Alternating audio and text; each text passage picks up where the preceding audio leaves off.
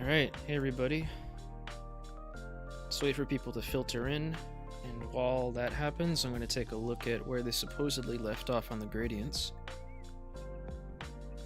This is gunpowder interlocking. I don't know exactly where they left off.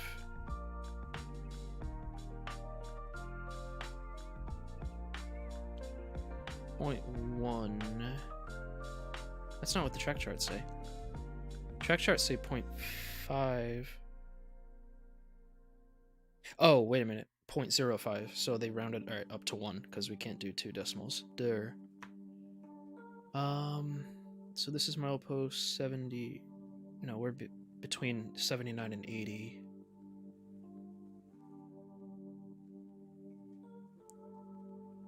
I don't think they placed down mileposts yet. But in any case, 0.1. 0.1 downhill. Yep, it's going downhill. Good. And then it ends right here. Okay.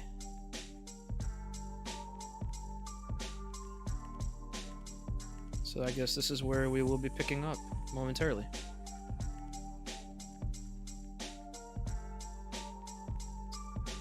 Just gonna wait another minute for people to filter in.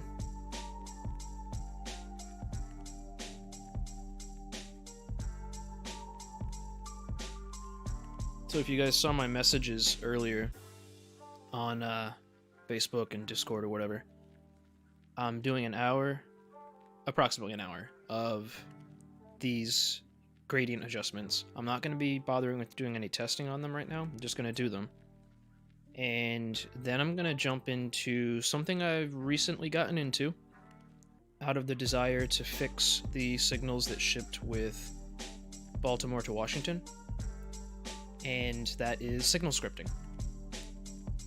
So I'm going to be teaching you guys something about that and my progress so far in resolving the issues with the signals that shipped with Washington to Baltimore, as well as additional features that actually exist in real life and replicating those in the game. It's really, really interesting stuff, and I'm actually quite impressed as to what I've been able to achieve in only, I don't know, like 5 days maybe, not even. Alright, let's get started. So we are at, let me just get my location. I'm gonna actually just paste these. Actually, I don't need to paste it. I can figure out where I am on Google Earth. Oh, so you got that big fenced-in backyard. I'm right on that fence line. So let's hop into Google Earth.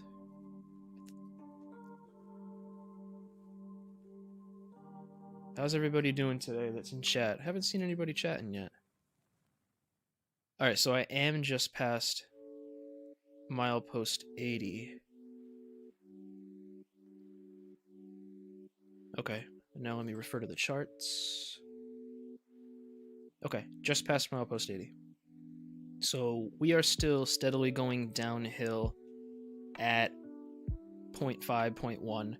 So what I want to do is find the transition point and then find approximately what my height should be at that point and make sure that everything along the way is kind of flowing evenly and getting at the right height. So let's find this location. Just past milepost 79. Okay. And milepost 79, I believe that's in the water. So like right here on this blue line, so it keeps going steadily downhill up till that point. And it's going to be really hard to get a height here because everything is like based on the height of the water. So it thinks it's 4 feet below sea level, which is not true. That's one of the downsides of Google Earth. But what I'm going to do, I'm going to... I'm still wondering if anybody's typed in chat yet. 1 second. Oh yeah, there we go. For some reason it wasn't popping up on my computer. Hey Amtrak fan, thanks for joining, man. I thought nobody was there for a minute. The other computer that I'm looking at for the chat was bugging out on me. Okay, so we're just going to guess what the height is, pretty much. So at this point, before it drops off, it's showing 16, 17 feet. Let's see if we can match it up with the charts. And that would be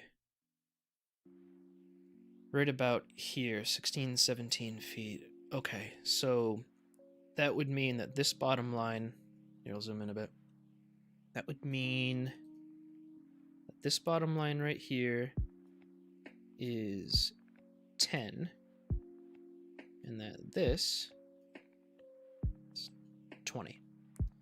So the low point here appears to be right around 14. So I'm going to convert feet to meters, and that's 14 feet, 4.26 meters. So let's get that set up right now. Let me turn off the overlay. And what I'm going to do to make this easier is I'm going to get rid of some of the scenery that they placed. They can always add it in back later. They don't need to import my scenery changes into the master build. Why'd they do this? What happened here? One sec, let me fix that.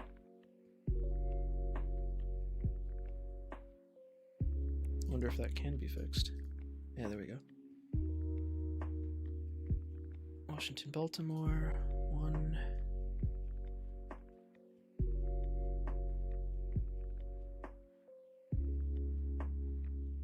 There we go. Phew. Weird stuff happening in between all these builds. Let me save that.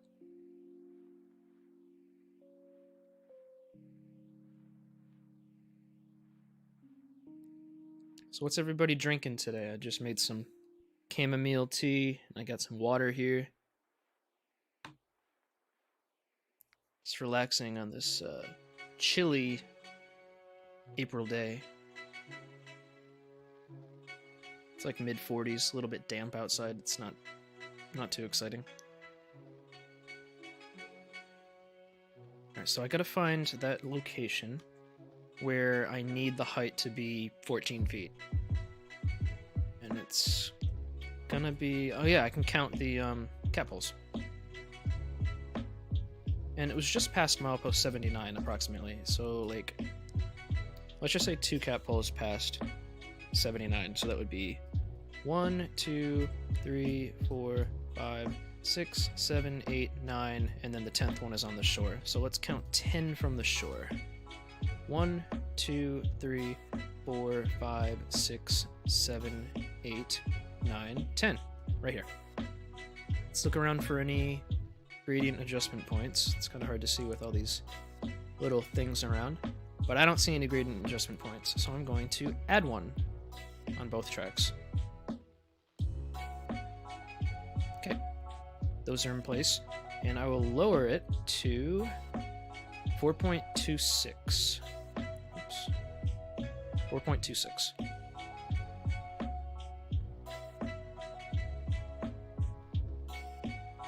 Right about there.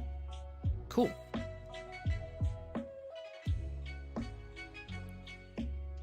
Let's find our next gradient adjustment points, which would be right here. I cannot delete these because they are in a weld. That's totally fine. Let's get the location. 1, 2, 3, 4, so about halfway. 5 cat poles. I'm not gonna be able to get the height this way. That's fine. What we're going to do is we're just going to continue doing these adjustments from over here, where they had left off, so 0.1 and now it's 0. So starting here, let's get this location, because I can grab a height for here. Alright, so on the imagery... oh, this is right at the signal bridge. I can get there. Signal bridge, 18 feet. Let's see if this matches up. Signal bridge at the south limits. I believe.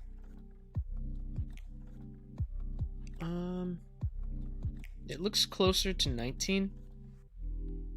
But let's plug in 19 and see what we get. And see if it's lower than where we're already at. 5.8. Where are we at? 5.18. Okay. Huh. That's a lot lower than I'm thinking we should be. What's 5.18? 17. Alright.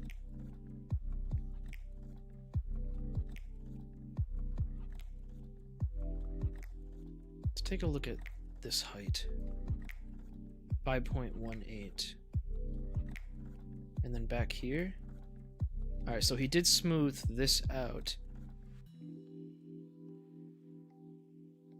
I'm going to raise these 4 points up higher, because I think he brought them down a little bit too low.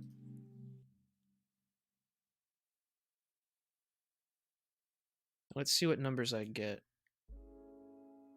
It's not going to say 0.1, but it's going to be damn close. Let's just drag it down a little bit more, so make 5.35.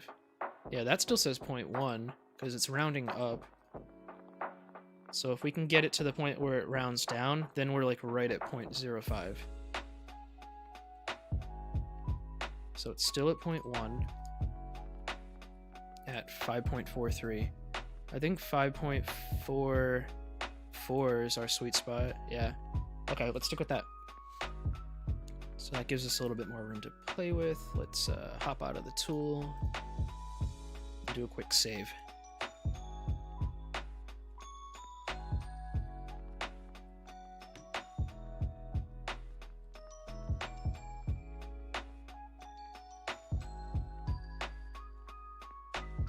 So now we can continue using that technique to keep going downhill. Alright. So this one is at 0.1. Let's just raise it up until I can get it right between 0.1 and 0.0. Like right where it flips between those two integers. Actually, not integers, numbers. An integer is not this. Alright, so 5.35, and if I go down to 5.34, and down to 5.33, now it flips to 0.1. So let's just bring that up to 5.34, and now we're good.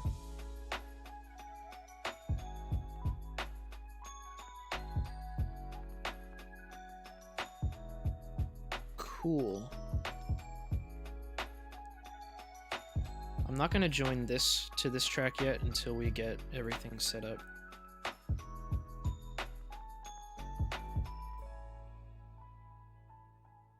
I'm trying to think how I want to approach this, because the gradient adjustment points are all over the place. I guess I'll just do the same technique that I was just doing. So 5.26 is downhill at 0.1.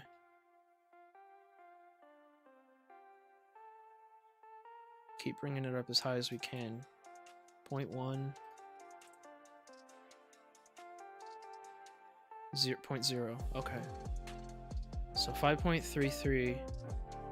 Bring it down 1. That looks good. So now we gotta play with this track, which we haven't touched yet. What's the... Oh wait, no, I can delete this point. Good.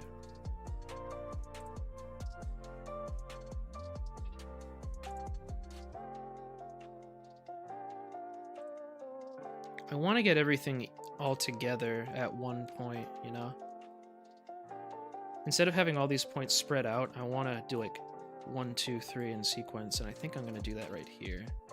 Because I don't have to do any smoothing yet, it's still all constant. I just want to get everything at the same height. So, since I haven't played with this track yet, let's get you all proper. So, 0.00. Let's bring you down until I see 0.1. And I see 0.1. I'm going to gradually bring that up. Still 0.1. Looks like, yeah, 5.18 was perfect for that. Okay, sweet. So now in order to get all of these perfect, I'm going to do the leveling trick.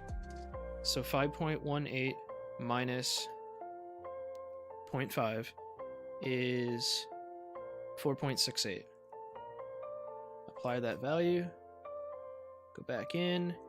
Click L, L, L. Okay, sweet. This all looks pretty good, and if I go down the line, they should all pretty much be around the same height, at the same locations. 5.23, 5.23, 5.23, yeah, I mean, it's going nice and steady downhill. Yeah, I'll hold off on saving. I think I'm doing okay. It just sucks when using this gradient adjustment tool. It can result in memory leaks. And if you stay in the tool too long and you're fiddling with the adjustment points too much, you can get bad results. I don't know why he created the junctions here if he didn't actually change any of the elevations. So I'm going to undo that work.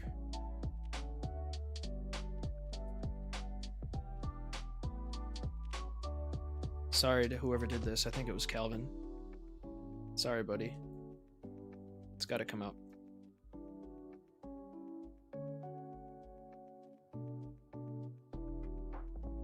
I don't think I did any curvature here. Just need to delete everything and then rejoin. That's the beginning of a curve. Okay. Just join this back up to eliminate all those previous welds. And that should have done that. Yes, it did. And I want to do the same thing here. So remove, remove.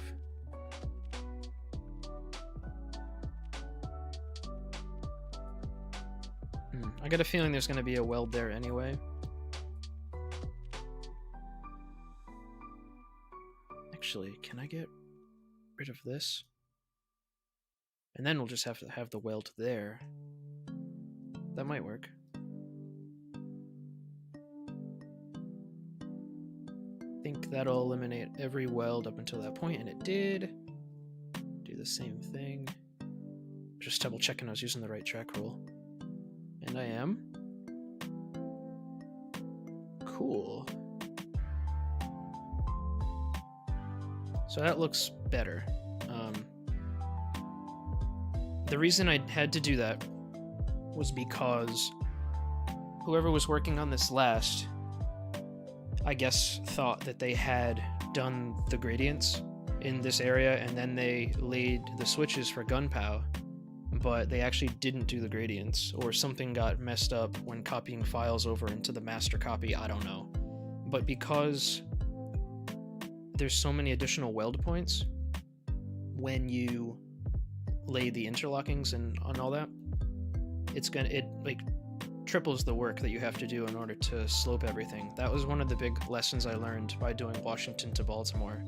I had done all the switches and stuff before I had adjusted all the heights, and it was a huge pain in the ass because there were a lot more welds that I had to contend with than I had originally hoped for.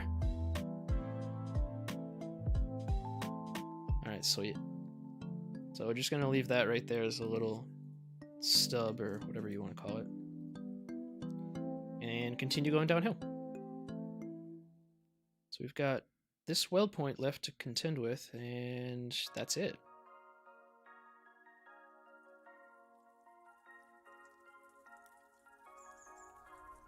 I'm just going to find a nice happy medium. 0.1, 0.1. I mean, it's 0.1 on both sides. There should not be a bump of any kind. So this is good, but I want to bring it down a bit, and actually, I want to raise it up a bit and see how close I can get it to 0.0 on both sides. Alright, so 0.0 makes it 0.2 on that side. That's too much.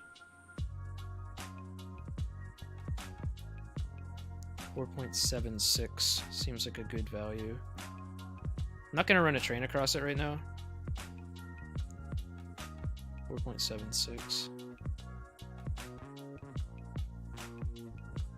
That looks good.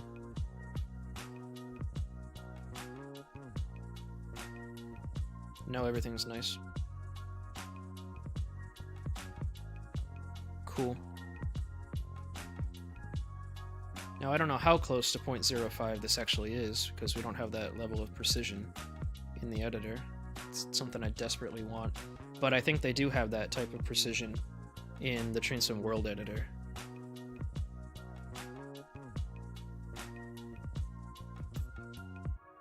This tea's nice. Okay, so now we are at a vertical curve that starts taking us uphill. Just gonna wait for this to save. Wonderful. We are now at this point, where we start going from downhill at 0.05 to uphill at 0.06. It's very slight. There's not much to it. It's going to take us from 14 feet to right about 20 feet before we start going seriously uphill to like 30 feet and beyond.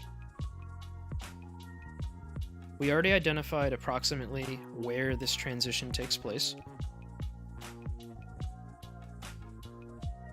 It would be where I had placed these points.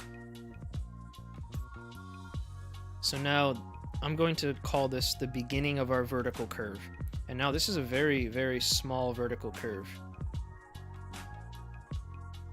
I need to figure out, or guess, how long of a vertical curve this is. I'm guessing 100-ish feet.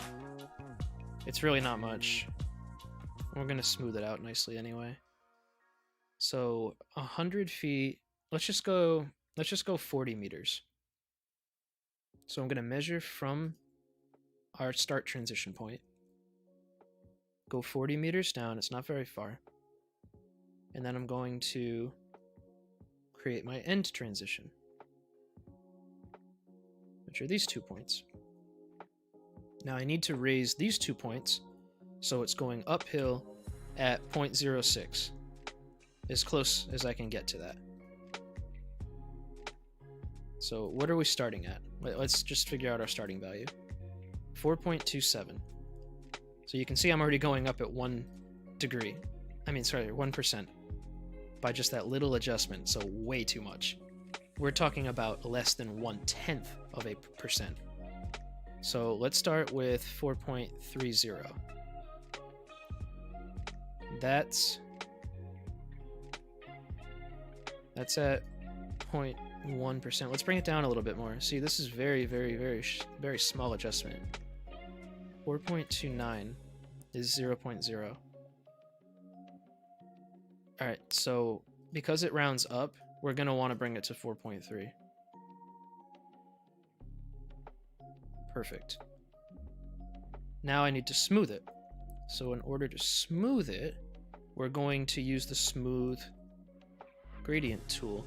I'm lining up my camera because I don't want the smoothing to go past the point on the right. So I'm just lining up. There we go. Perfect. So it's just on the side of my camera. Now I'm going to take the select tool.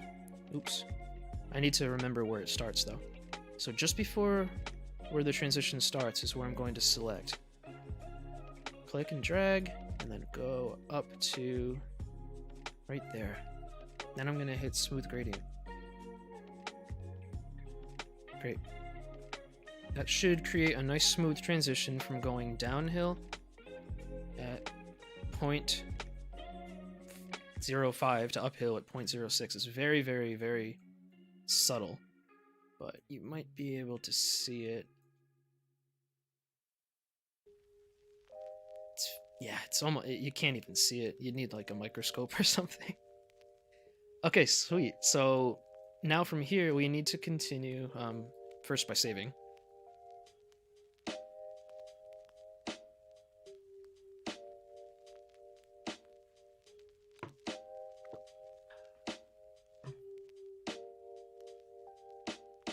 So now we need to continue uphill at 0.06.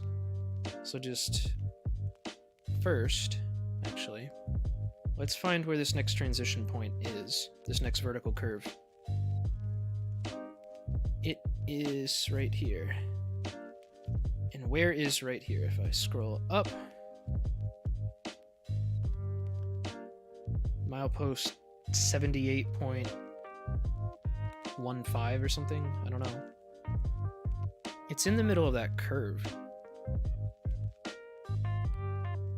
Let's just guess, 78.15. So if I whip out my calculator, 5,280 times 0.15 is 792 feet. 792 feet is 240 meters from milepost 70, what did I say? 8. Just simple math like that. Okay, so I'm going to locate milepost 78 in game and then measure 240 meters this way, south, and that will be where the transition begins. Yes, where the transition begins. And this is all guesswork, by the way. None of this is perfect by any means. Wonderful. As I continue this way, just want to keep an eye out for any gradient points. So this is one set I'll have to keep in mind. We'll have to adjust those. Got a few here. This one I can safely delete.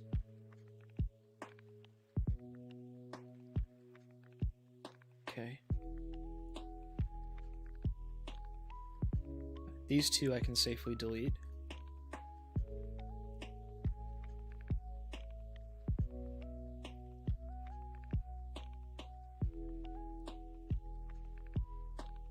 I don't know, it looks like somebody did touch some elevations here, but other stuff didn't save. I really don't know what happened here. Whatever. Because he told me he did right... Calvin, he told me he did right after... He finished here. Right after gunpowder. So I don't know what the hell happened. Anyway, let's find milepost 78. It's in the curve here somewhere. Just gonna compare imagery and... Oh, I think I may have stumbled upon it accidentally. Big tree. Alright. Cylindrical shaped driveway or walkway type thing. Oops, I did not mean to move that scenery block. But I'm gonna do it anyway. Alright, yeah, I'm in the right spot. There's that oval shaped or cylindrical shaped walkway. Yep, right here. So there's milepost 78. I'm going to measure 240 meters this way. And this is the start of my transition. So I'm going to be putting down a couple gradient adjustment points. And we got to get the height at this location. I can also measure 240 meters using the path tool in Google Earth to get approximately where I am in game. 240. Alright, great. So at this point, 18, it says like 18 to 20 feet. I think the charts are leaning more toward 20. Let me clear these drawings. It's just over 20. It's like 20.3 feet or something. Let's go with that. 20 point, and just see where we end up. 20.3 is 6.18.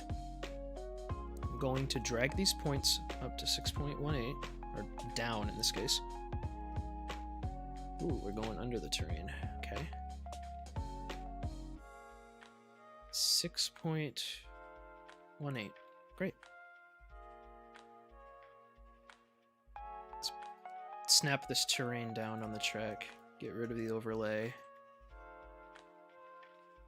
And let's keep going back and try to get as close as we can to that uphill gradient of 0.06.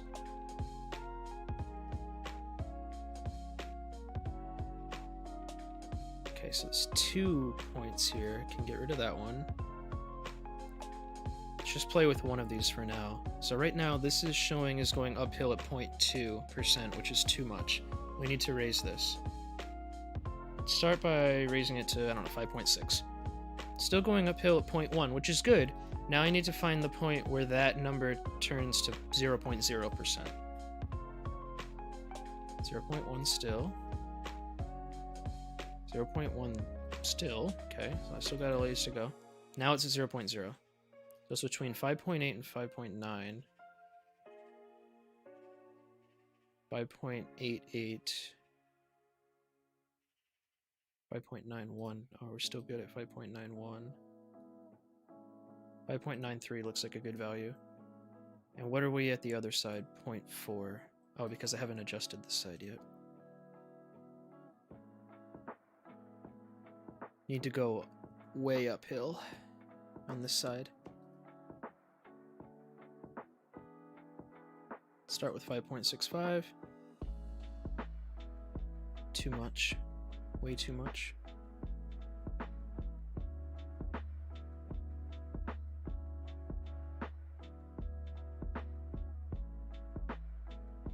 Gotta bring that down.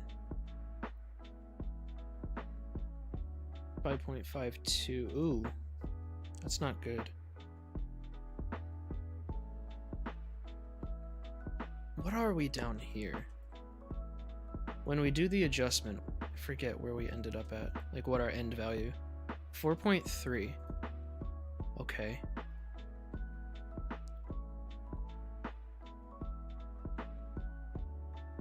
So what this is telling me so far is we might have to lower the end value down there.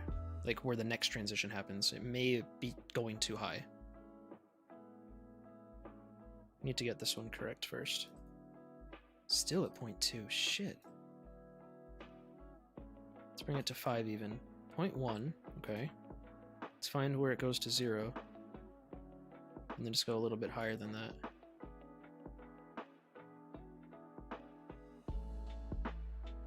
Alright, let me lower the terrain a bit. Wow.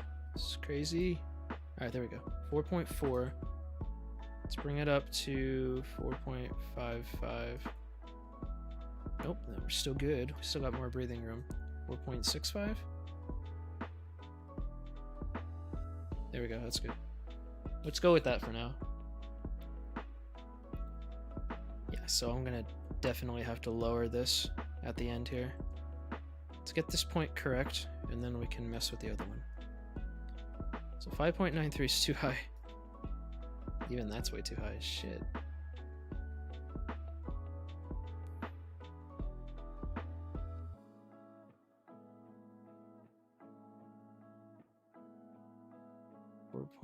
.9 maybe.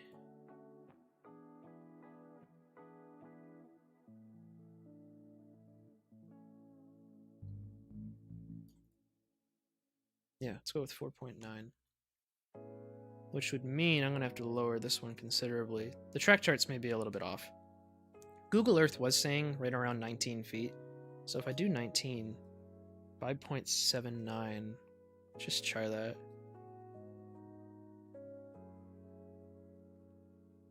.2, it's still a little high. Let's look a little bit closer at Google Earth. You know, it's saying 17, 18, 19, oh, because there's an embankment there, that's why. Let me look at the video. Washington to Philly. Let me get to Gunpow. Oh yeah, there's an embankment. No wonder. Yeah, so it is lower than I had thought. But the track charts say higher, so I don't really know. It's all guesswork, guys. It's all guesswork. Okay. Let's try 18, 5.5.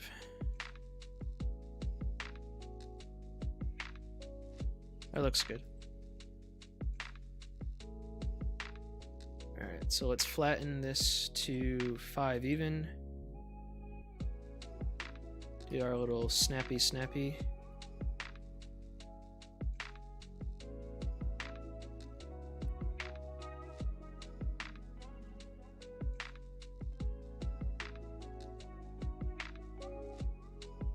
to our next point. We should be going uphill at 0.1 on both sides. Beautiful. So 4.9 means we're going to have to level to 4.4.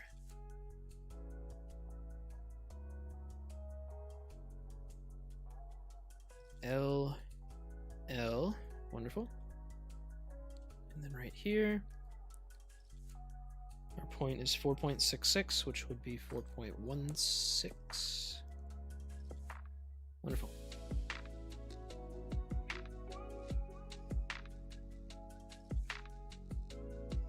Point one, going uphill. Wonderful. Safe.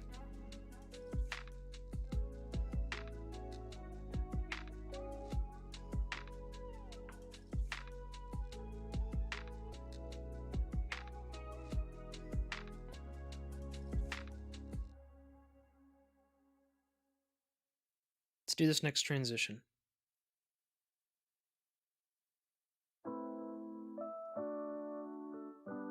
Alright, so the approximate transition length, let's go to the charts.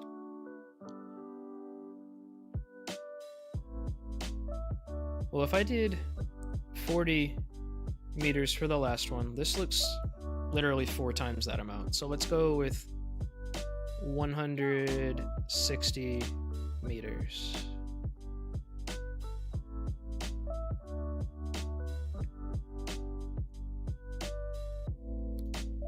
Get my start point, measure out 160 meters in this direction.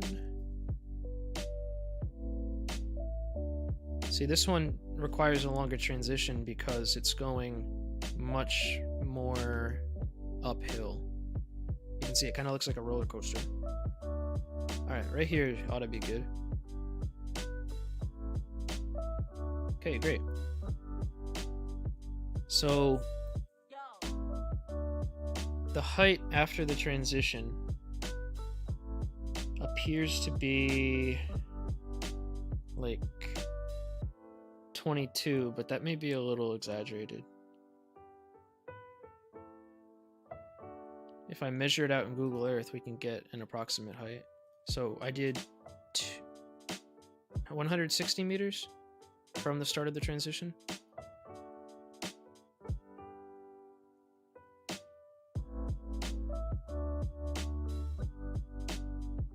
Right here. Why does it say 13 feet? That is not right. Whatever, we're not trusting Google Earth on this one, I guess.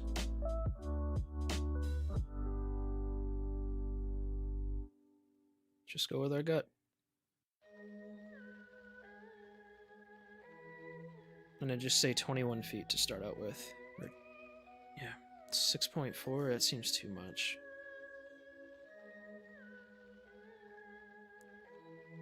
We'll know it's too much if it just raises higher than 0.34.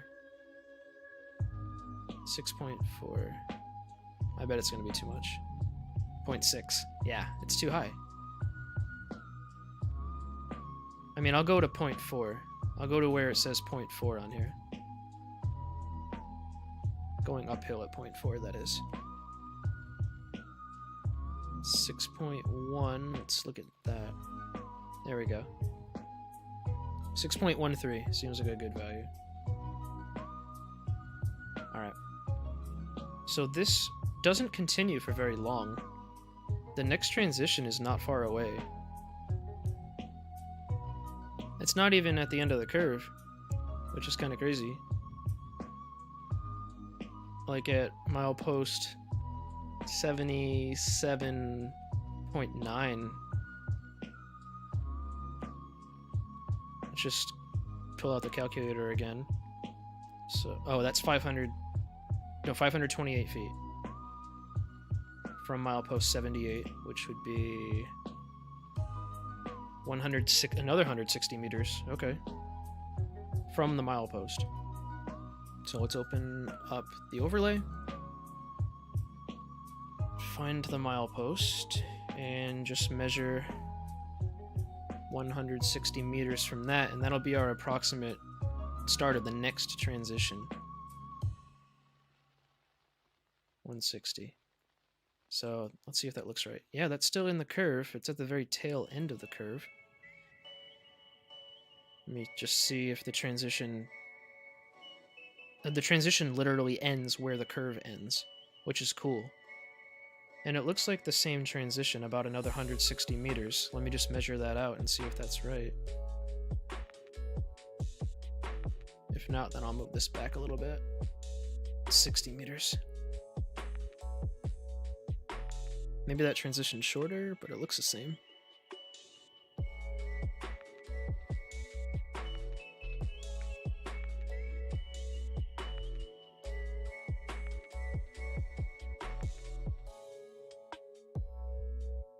Just thinking to myself.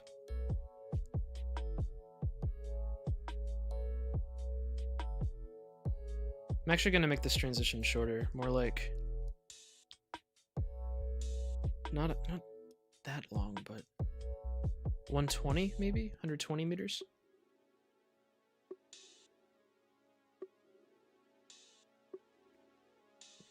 I'm just thinking out loud to myself, which means I was off with this measurement, because that's 0.2. Oh, it would be way less than 528 feet, more like 400 feet from the milepost. So 400, 120, there we go. That's the number I was thinking in my head, 120 meters. So let's find that milepost again, go 120 meters.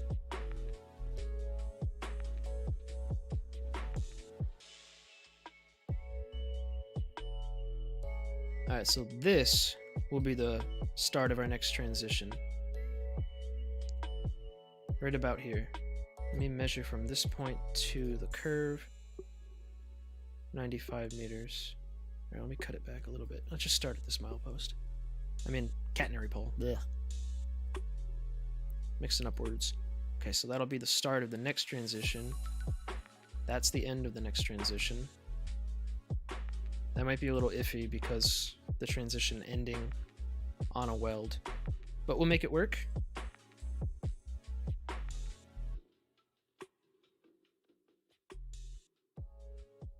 Let's measure this distance and replicate it for our next next transition we're doing. 116 meters, okay. And that seems right to me.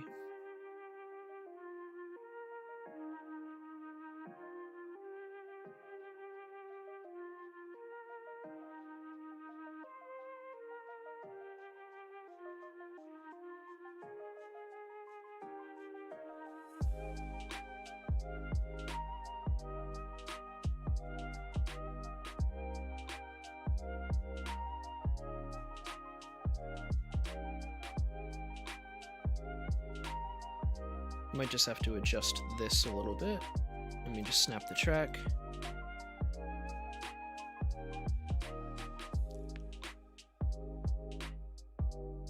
What's that distance?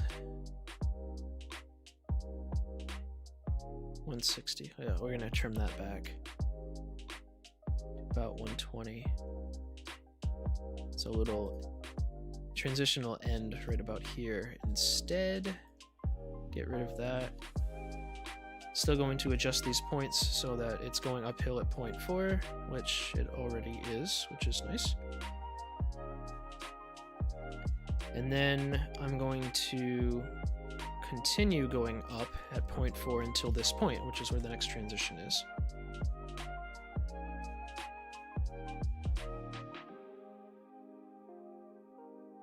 Then we'll see if the number I get kind of gets close to what the track charts say. If not, then whatever.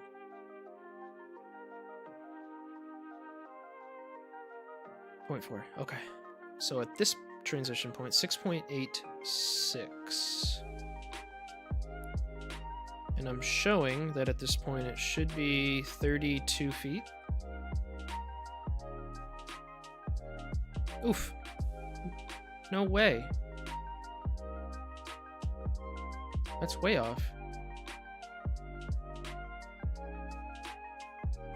That's ridiculous. Hold up. There's something amiss here. 10, 20, 30.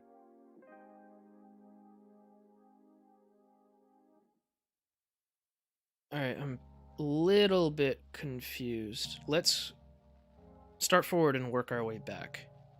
So at the end of the curve here, let's find what Google Earth says our height should be. I really hope the track charts aren't screwing me. So Google Earth is saying 17 feet. I've never known Google Earth to be that far off. But this is ridiculous. 17, 18 feet.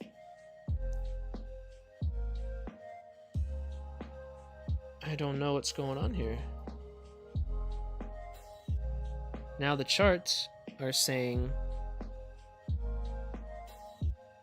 that it's over 30?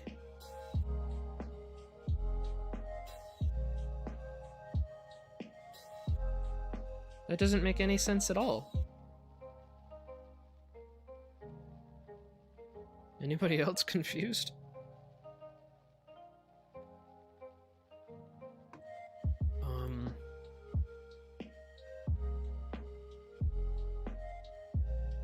Just trying to think what could have gone wrong. Or if the track charts are really just that far off. Or maybe I got the scale wrong?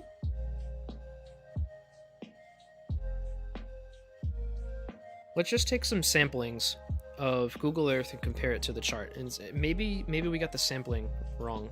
The scale wrong, not sampling. I'm going to take some sampling. So let's get the height for the beginning of the curve at the signal bridge. Let's get signal bridge. 18 feet. There's no way that it's staying even.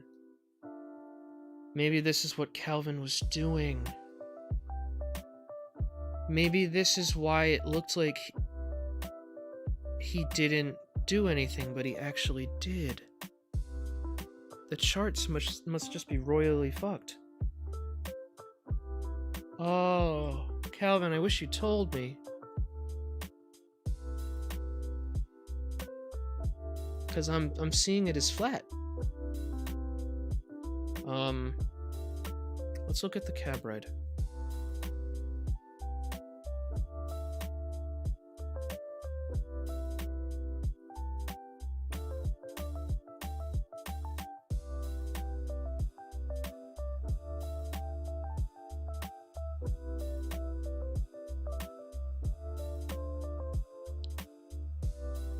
I'm not seeing it go up at all until like later on.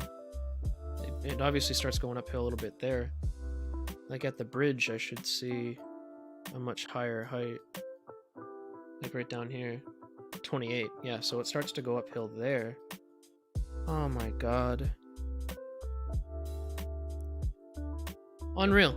After all this, I mean, I tweak it a little bit and fine-tuned it a little bit, but 18 feet at the signal bridge. Alright. This is ridiculous. Let's get what 18 feet is in meters. Shit. I never seen the track charts that royally screwed before. Alright, so 5.5.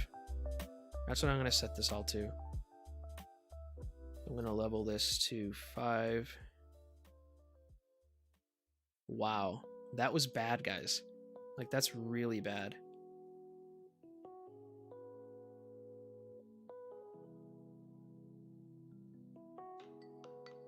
That's really, really, really bad.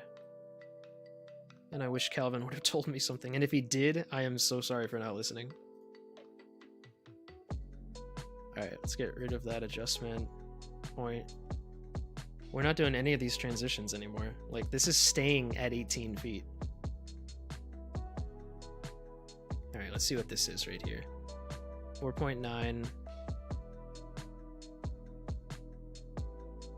So, we'll go up a little bit. Yeah, this is fine. I'm fine going uphill at point 1 for a little while.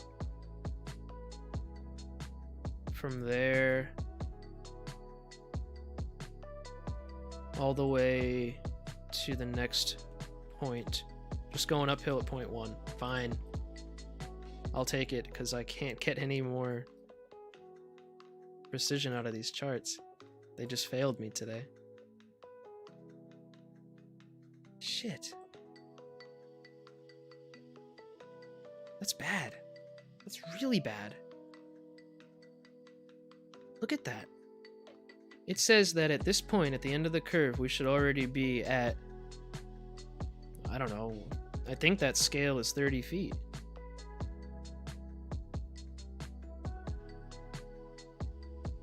Unless, no, it has to be. Let's do that sampling, like I said before. So we'll start with the signal bridge down here at Gunpow.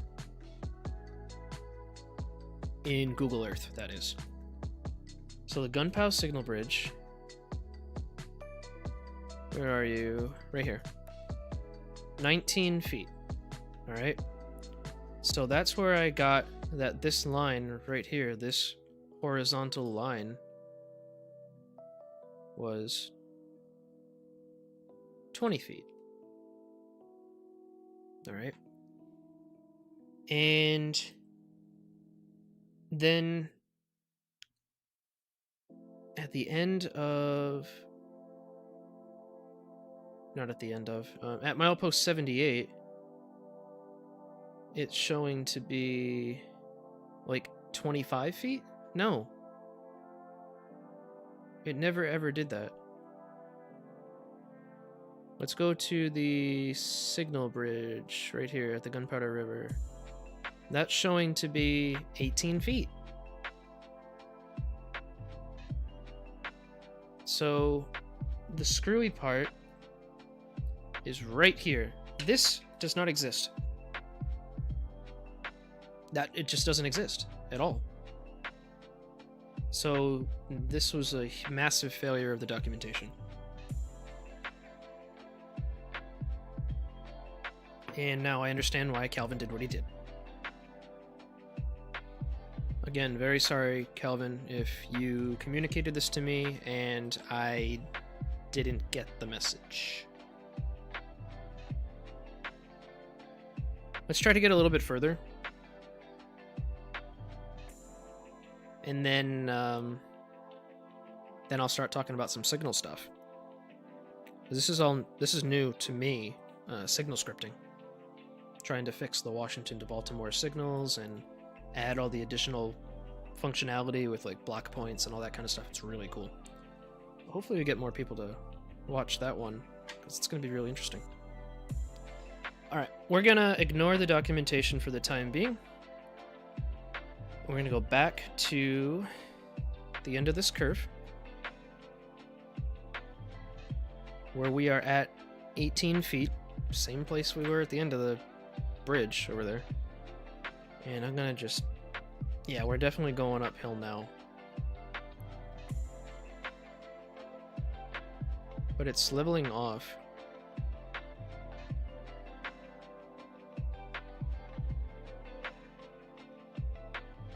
I don't know, it's hard to tell.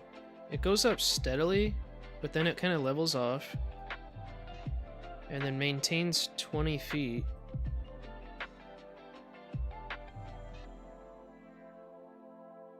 I'm gonna bring it up to 20 feet. Right there at that little clearing.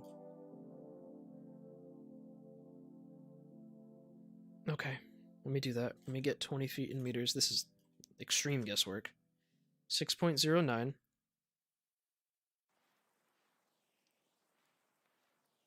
Can't get rid of those.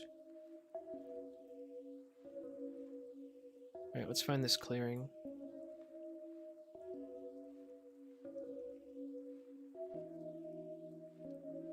We didn't get to the 4 tracks yet, did we? Nope, so I went too far.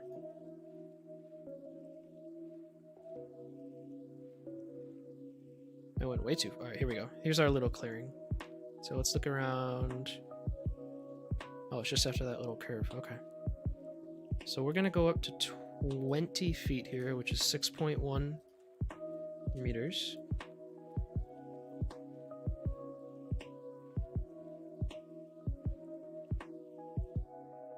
Still kind of pissed off about that whole situation. And we're just going to bring this to a point where the gradient is even on both sides.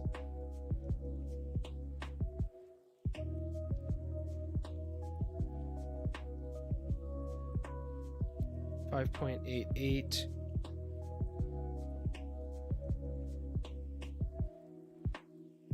Nope, that's too high. I think. Yeah, a little bit too high. 5.8, 0.1.1 on both sides. That looks good. We can smooth that out later if we have to.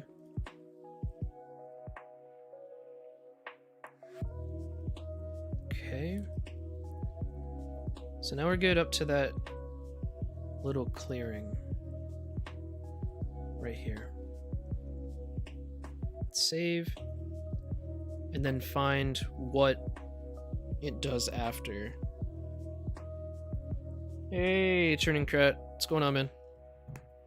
Nice of you to join.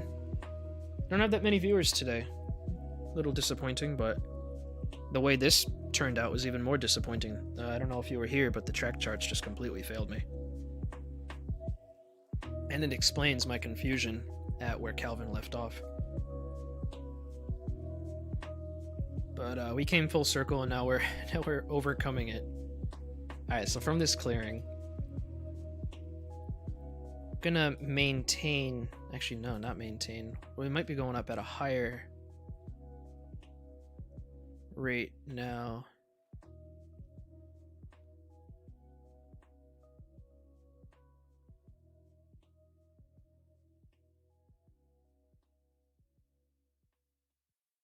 We're at 30 feet. 31, 32, 33. Let's look back at these charts now. I'm really hoping all the bullshit subsided. Milepost 77. Where's 77? Right here. I'm just hoping they got the scale wrong. Let me scroll down here, get to 77, and see what the scale is over here. Alright. So right there, it's just above that horizontal line, and at milepost 77, Google Earth says 29 feet, which would not add up with this scale at all. Because if that line meant 30, then the track line would be below it.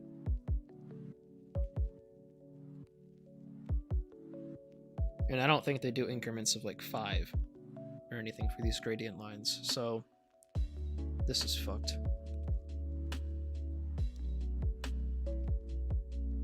Just going to wing it, I suppose.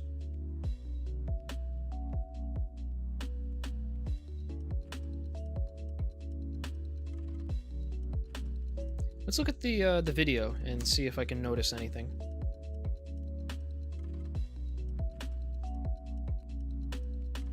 Oh, alright. Yeah, the signal scripting is going to be pretty cool, man. Gonna start that up in a bit. I'm just going to get to milepost 77 or 76 or whatever with these adjustments, and then we'll go into that. So what I'm seeing here is a constant going uphill. Like, I'm not even noticing... Well, I am noticing a slight increase in how much it goes uphill just after the bridge. And then it transitions back down. Alright, let's just continue with our constant gradient. Let's see where we can get it. So right here at the switch, this is a good landmark. So that's showing 30 feet even. 30 feet is 9.14. Let's do that. Alright. Just gotta find where the switch is. Alright, so we have a mandatory weld gradient point because of the weld right here. Can't delete it. That's making it mandatory. So I'm going to get the height at that cap hole. 20... It's like 28 and a half. 28.5, 8.7. So that's what I'm going to do here. I'm going to set this to 8.2. Oops.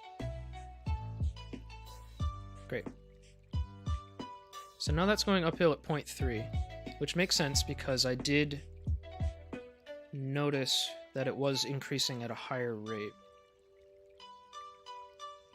I'm going to have to do a transition down here then if that's the case. Because at this point, I do go, and if I highlight on both sides of the track, from 0.1 to 0.3. It's very small, but you can see it, kind of. So this will serve as the beginning of our transition. And then, I don't know, how many meters? 60? Let's just go with 60. That seems like a decent number. Right to the cap hole. Wonderful. All guesswork today, folks. So now I'm going to just do a smoothing action here. Get my camera just before those gradient points on the far right. Select tool, drag, release, smooth gradient. So now when I drag my mouse over it, we gradually go from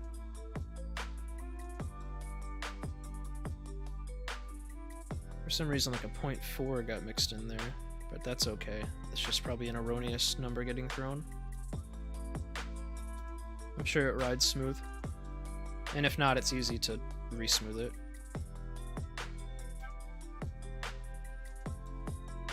Just highlight over these again. Alright, so 6.1, 6.11, 0.2, 0.3, yeah, but gradually gets higher. And then we're at a steady 0.3 going uphill. Great.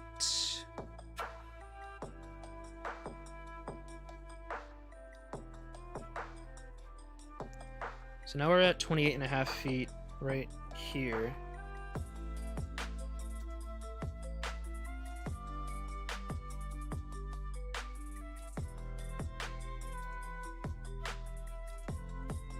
Let's look at the track documents to see where the next transition actually happens, because I think they may have the transitions kind of in the right spot, but the values are completely borked.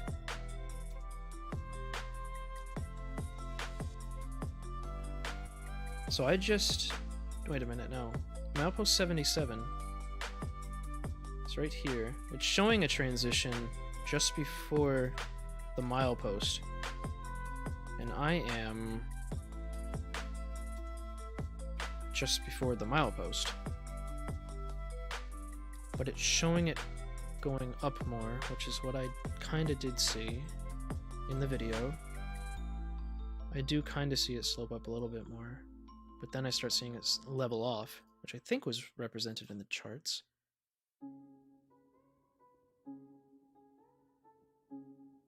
Yeah, I think that's what I'm seeing in the video, where it levels off up there.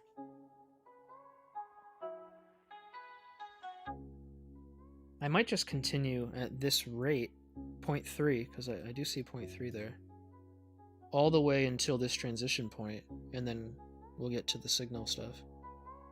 Alright, so that's milepost 76.5. I'm going to measure... what's 5,280 divided by 2? 2640. 2640. 804 meters from the milepost. And the milepost is just before the signal bridge. Pull up the overlay. Right here. 804 meters.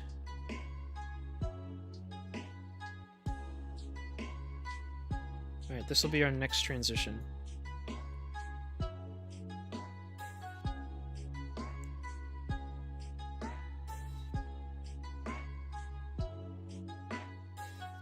Let's save. Hey, Dr. Aeronautics, how you doing, man?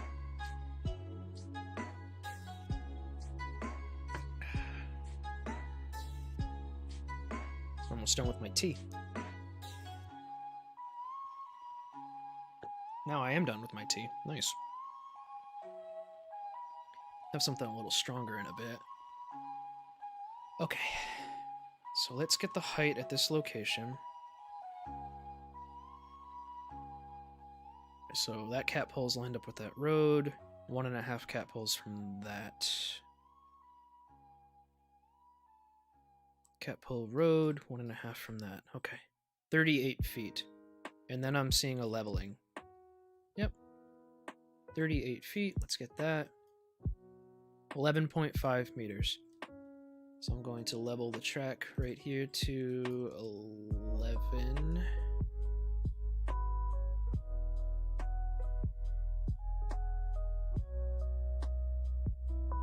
Okay, great. Let's get rid of any unneeded gradient points. I think those are mandatory. They're on a weld. Okay. Right before the bridge. Actually, you know what?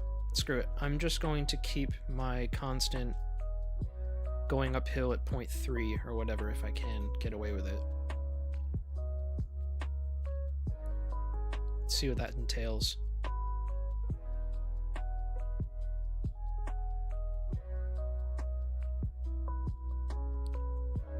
Point 0.3. Wow, first try. Look at that. 0.3 on both sides. Love it. Love to see that. So the value is 9.6. I will set the terrain height to 9.1. And snap everything. Boom, boom, boom, boom. Now I'll snap the terrain to the track to make it look pretty.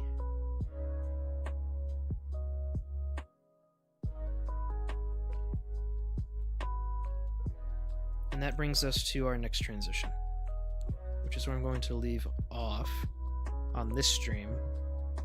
But we're not ending the stream. Like I said, we are doing signal scripting next. It's pretty cool stuff. Just making sure this all looks good. Yeah, just going up at a constant 0.3. Nice. Hopefully this rides smoothly at that transition. I think it will. And just to show you where we're leaving off in the charts. Milepost 76.5, right there at this transition where it levels off nicely. So that's going to be nice and easy for whoever picks up on this. I think Kai just recently joined the project and he's going to help out with this kind of stuff. That'll be really nice. Get an additional hand in the pot. I'm definitely going to talk to Kelvin about how the track charts just completely screwed us at Gunpow, but hopefully now we can rectify the issue. So just out of curiosity, we are at 38 feet. So I am going to assume, I just want to see if we can depend on the charts for this section. So if this was 38 feet, that would mean that this line is 30 and this line is 40. So that should mean that at the signal bridge here, at milepost 74.4, the height should be 20, because it's on the next line. That was a bad horizontal line. Right there. Let's just check that out. I just want to see, just to pique my curiosity. 74.4 signal bridge. 20 feet? 27 feet. So the charts can still not be depended on. At least not as far as the scale goes. Unless I screwed up the scale? But that being on a line does not indicate 27 feet to me. Alright, whoever picks up next, do not trust the charts. We're gonna have to kind of do a lot of guesswork for this for a little while. Cool. Let me save, and then I will start talking about signal scripting.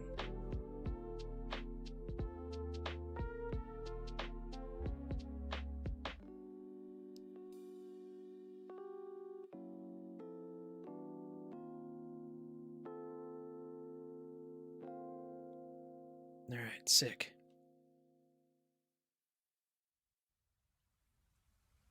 All right, so just a little background on this.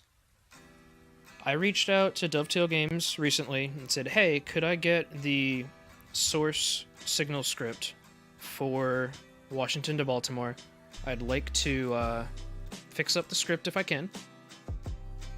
And if I do manage to fix the signals, I will provide the fixes back to Dovetail Games free of charge so you guys can release a patch. And they immediately agreed and handed over the source Lua script.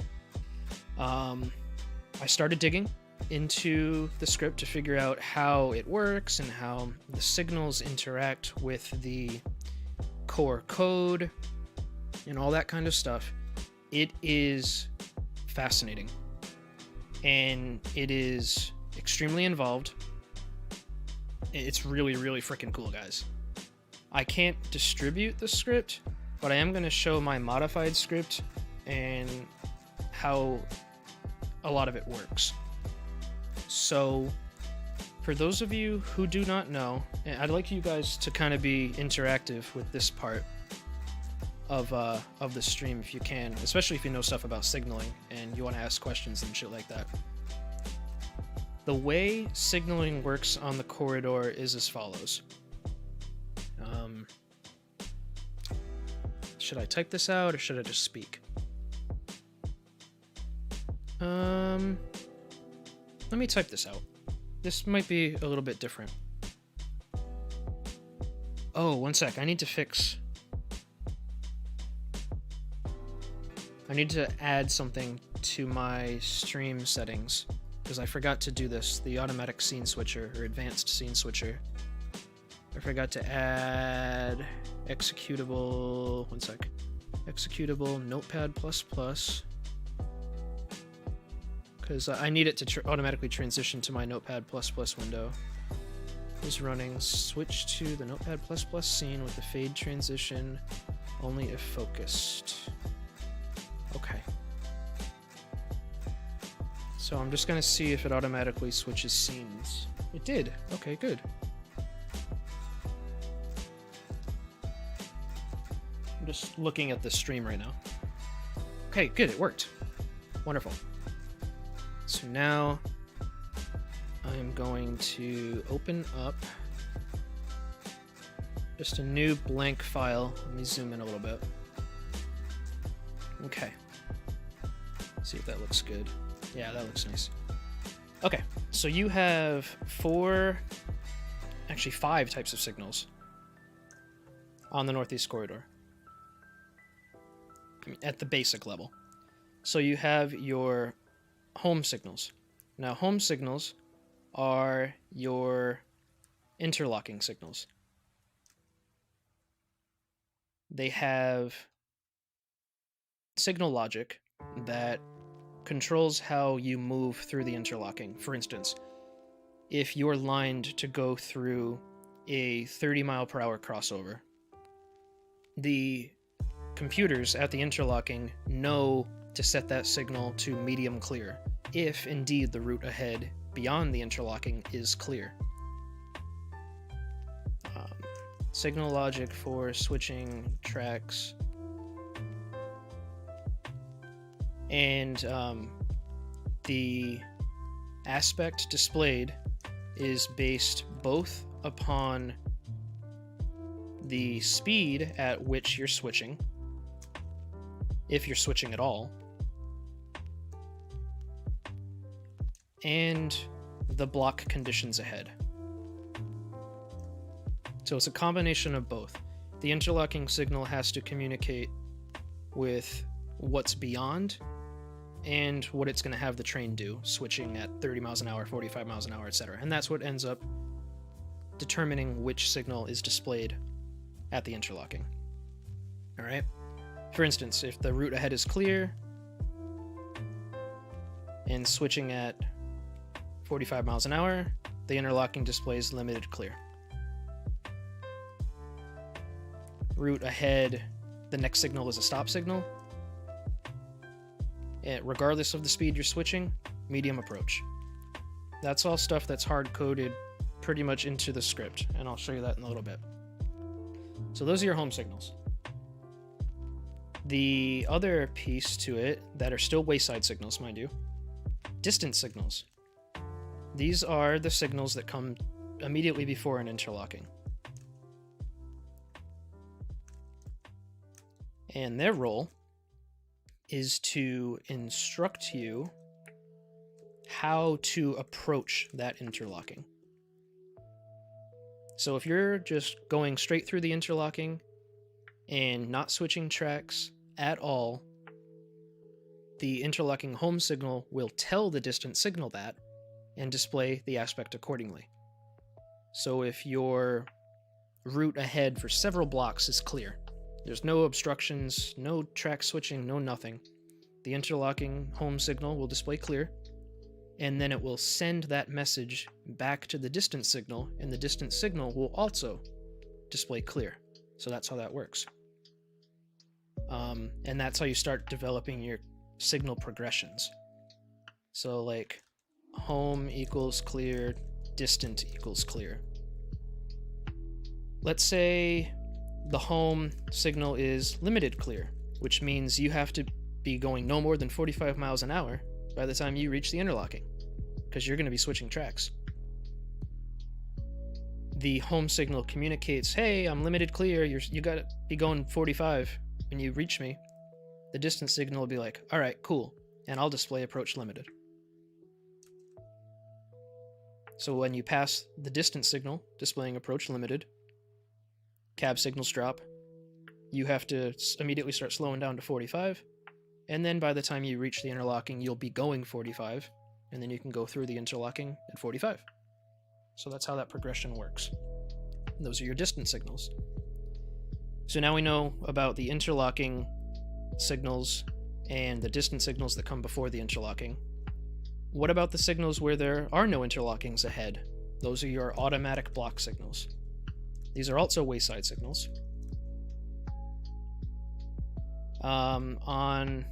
Actually, I guess I should show examples of this in the video. Here, I'll use gunpow as an example. So these signals right here at milepost 81.6 are the distance signals for gunpow. They tell you how to approach gunpow. All right, so I have a clear signal which you can infer that you're going to also have a clear signal at gunpow. Not always, it could be something a little bit more restrictive like cab speed or approach limited, something like that, especially if something's further down the tracks that you have to be prepared for. But for the most part, you can pretty much infer that if your distance signal is clear, your home signal is going to be clear. And you'll control your train that way. So if you continue down the tracks,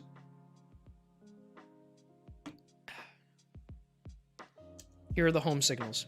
These are at the interlocking limits at both ends, and they fulfill the functions that I already previously described.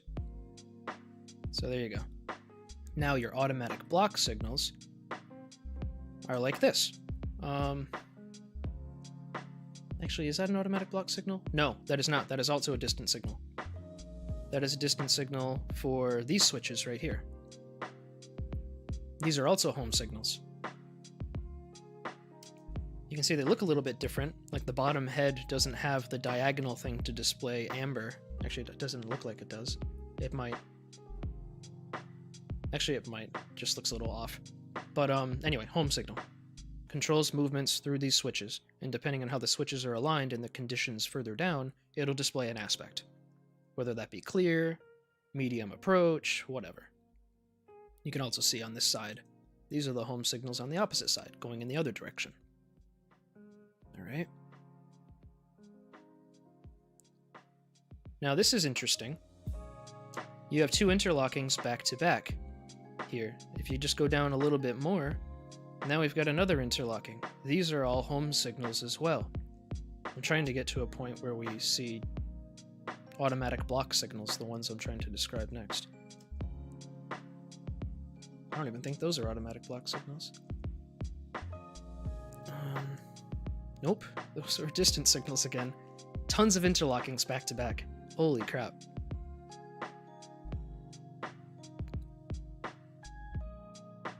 Alright, here we go. These are automatic block signals. The signals ahead could be a distant signal. You know it's not going to be a home signal because it needs to be a distant signal before a home signal. So this is an automatic block signal. It's just a regular signal. It is very restrictive in how many aspects it can display. It's got a fully complete top head, meaning it can display clear, cab speed, approach, advance approach, stop and proceed. Think that might be it. Because the bottom head only has the single lunar light to indicate the stop and proceed part. So it's very restrictive into what it can display. The distant signals and home signals can display way more aspects. These points have been replaced a lot by cab signaling points, which I'll get into in a little bit. Like up here in Rhode Island, I think between like High Street and Liberty, you've got 16 miles, or maybe not that many. Maybe like 13, 14 miles where there are no signals at all. No wayside signals like this. It's all cab signaling, which are those little track circuits in the track there. Alright, so let's get back to the document. Automatic block signals. Just your regular signals that indicate block conditions ahead.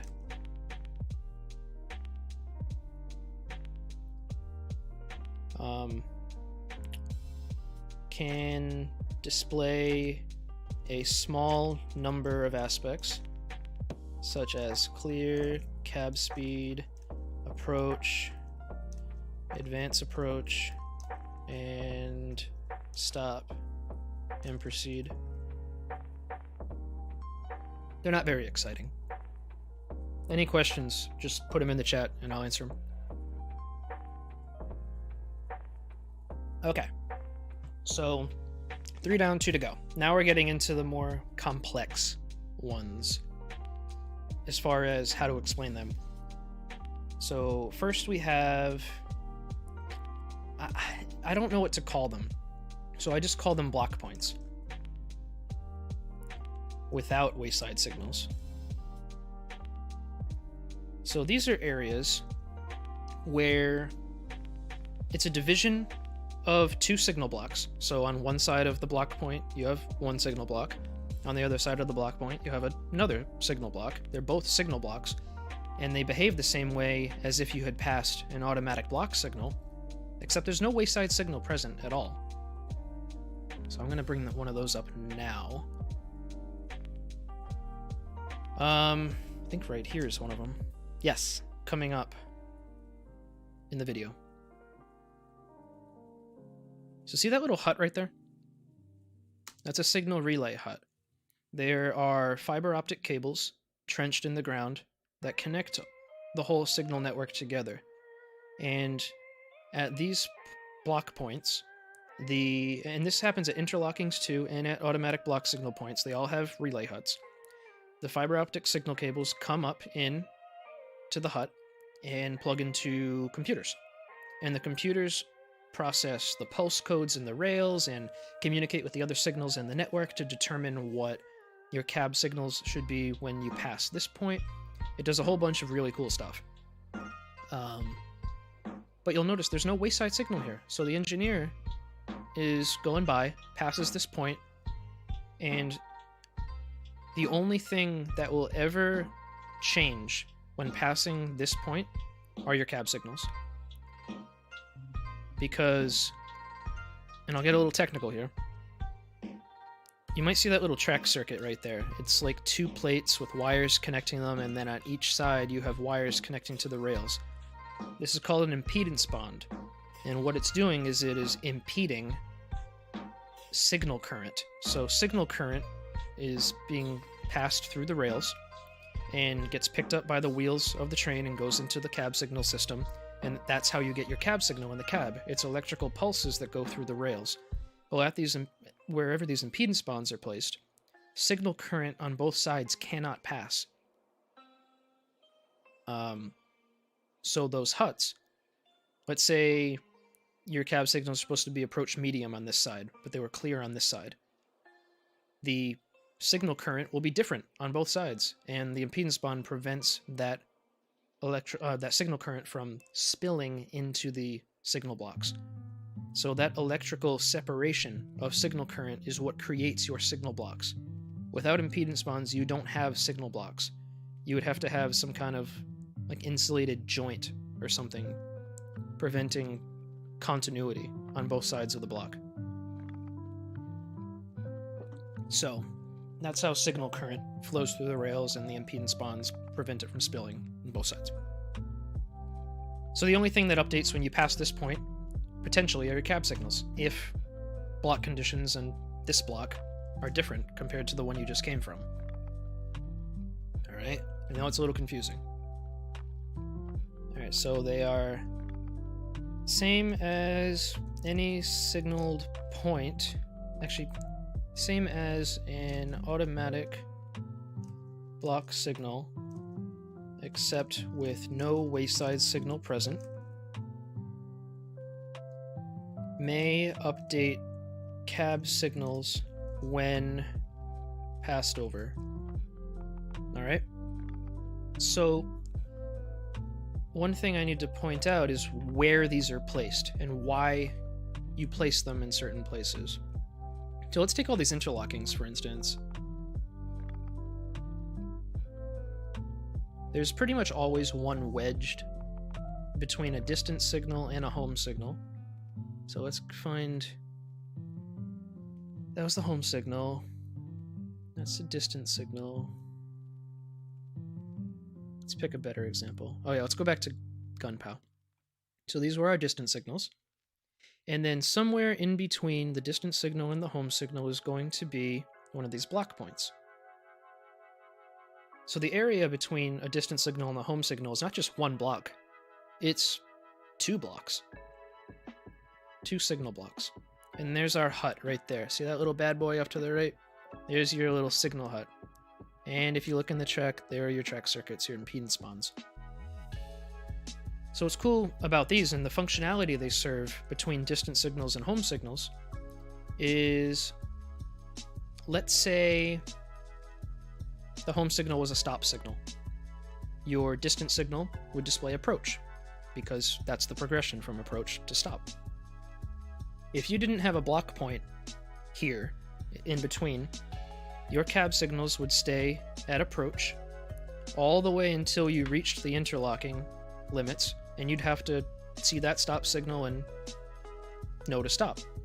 In order to give you a more gradual slowdown approaching that stop signal, that block point, when crossed, will downgrade your cab signals to restricting. So that's one specific function that they serve when approaching an interlocking that's displaying stop. At that point, it'll downgrade the cabs to restricting. Alright? When between a distant signal and home signal, will downgrade cabs to restricting. Now the last one is pretty complex. It's the same thing as a couple of these things combined, but they are interlocking exit block points.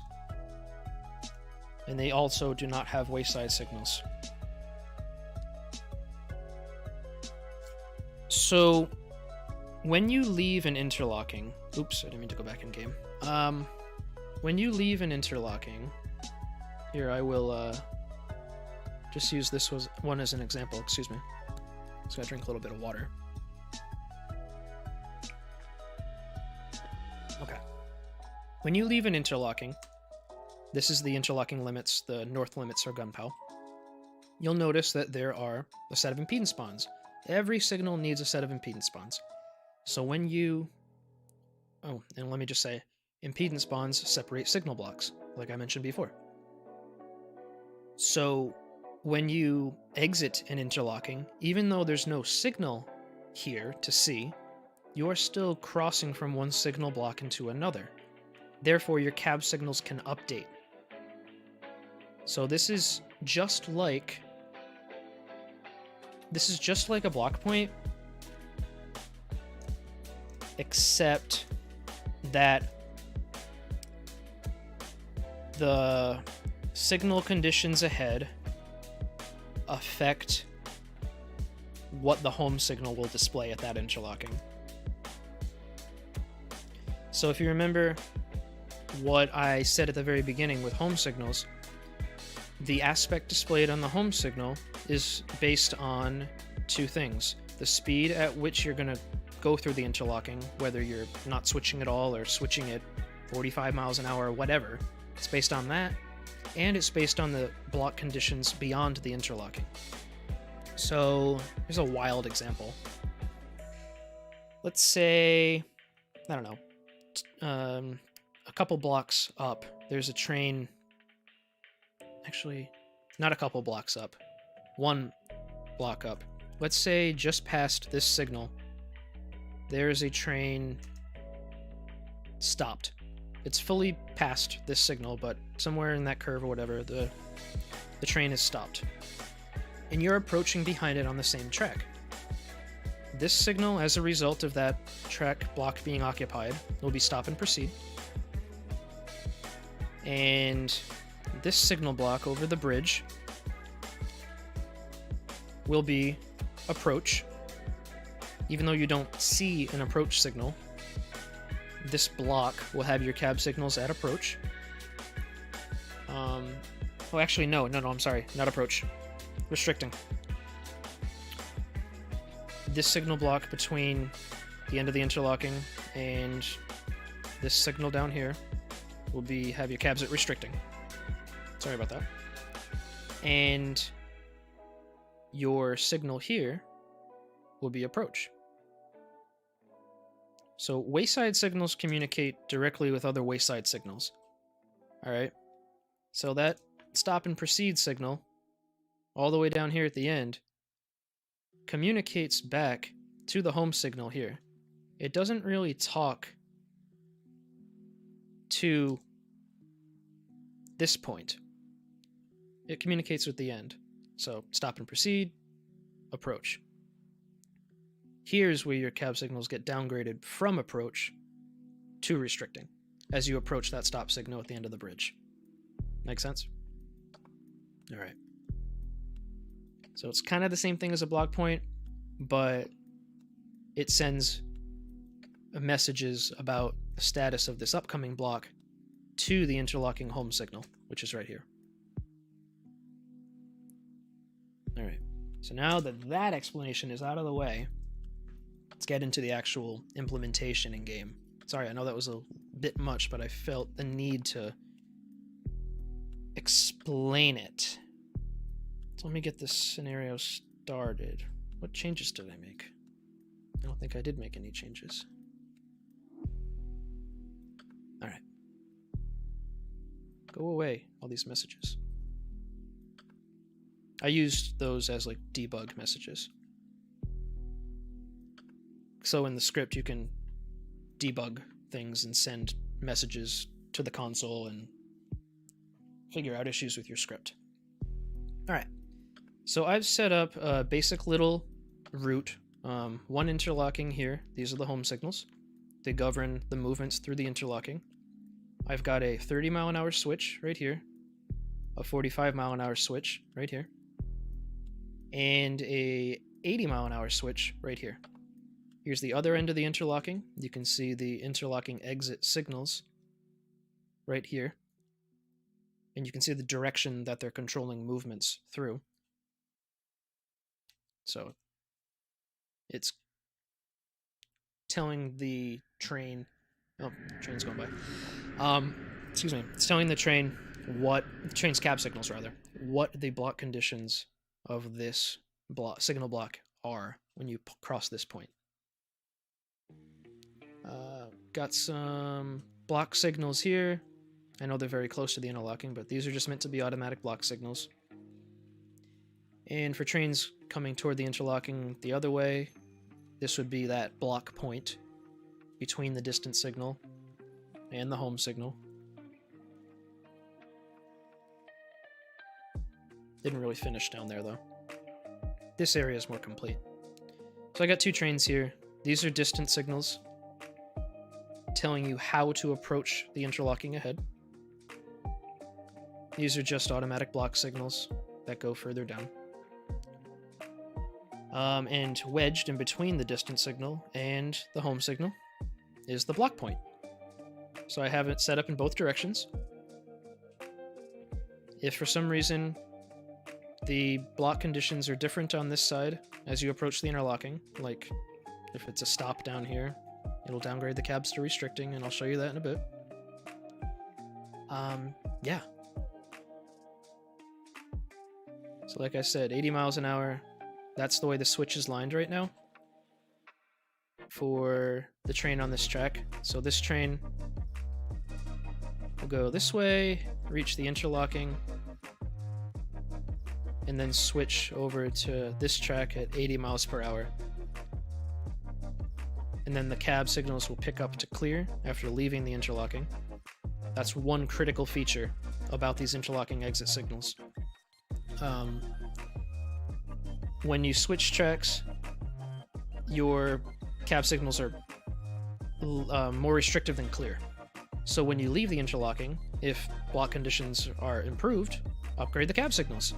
That was one huge issue with Dovetail Games' implementation of the signals, is they would not... Oh, there goes another train. They would not update the cab signals after you exit the interlocking. So I've implemented that. Let's do a quick little test of it. And you'll notice I have a couple other trains back here. So I'll demonstrate a couple things. It's going to be pretty cool.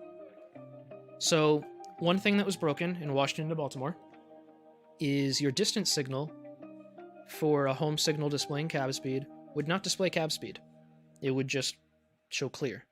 Now I have it so it shows cab speed properly. So I'll get moving. Passing the distance signal that is cab speed 80, and it passes that message to the locomotive, and the locomotive does what it does with that message. I haven't reprogrammed the locomotive yet. I don't have the locomotive files, but once I get them, I will be reprogramming it to properly display all these new signal aspects and stuff that I'm doing. So now we're crossing the block point that's between the distant and the home signal, and what that is doing in the background is it's receiving the state of the interlocking from the home signal, and based on that, it sends a message to the distant signal. So the home signal doesn't communicate directly with the distant signal. It communicates to the block point, and then the block point communicates to the distant signal. So the block point's logic there was just like, hey, it's cab speed 80 ahead. I'm going to keep your cab signals at cab speed 80. So that's what it's doing.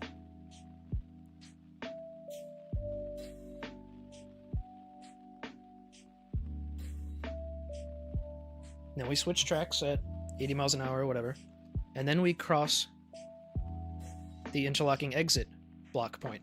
And you can see my cab signals got upgraded to clear because the blocks following the interlocking are now clear. All right. So now I'm going to stop the train.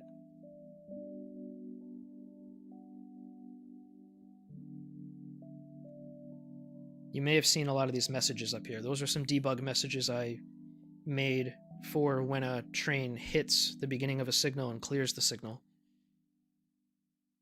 All right. So now, I don't have any other signals past the one we just put here, this automatic block signal.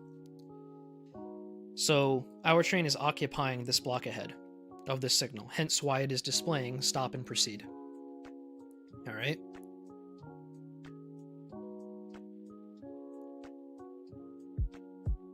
the track at the interlocking is still lined to switch here, following our train. And we have another train down here that's on the same track, ready to go. You'll see now that the interlocking home signal changed. Well, here, let's step back a bit. When we passed this signal just now, it changed to a stop. And then as we left the interlocking and as we went by the next signal, when you pass a signal, you can choose to send messages to the previous signal that says, hey, I'm not occupying your block anymore. You can upgrade your aspect depending on what's ahead. So all of that programming I'm doing, and I'm sending messages to all these other signals that came before. So this signal that I just passed is sending a stop message to the signal before it, which is this interlocking exit signal. This interlocking exit signal is processing that message and saying, hey, when you enter this block, your cab signal should be restricting. And it's saying, hey, home signal, did you get that? I'm restricting. And he's like, oh, shit. If you're restricting, then that must mean that the next signal ahead of you is a stop. And he's like, yeah, that's what it is. And I programmed all that whole conversation in. But that's the whole conversation that's taking place. So he's like, hey, if this guy's switching tracks here, which he is, and the next signal after the interlocking is a stop signal, then I got to display medium approach. And that's all the logic that's taking place, and it's totally correct. When you're switching tracks at an interlocking, and the next signal following the interlocking is a stop signal, you get medium approach, regardless of what speed you're switching at. Now the home signal takes that message, says, hey, block point, I am medium approach. It's like, cool. So the block point processes that and says, hey, distance signal, you should be approach medium. But it's not. I need to fix that. That little bit is broken right now. For some reason, that communication's not fully working. I was trying to get it working before the stream, but it wasn't working yet. I'll fix it soon. But anyway, this should have upgraded in turn to approach medium, which it's obviously not. Maybe I can force it if I switch the track back and forth.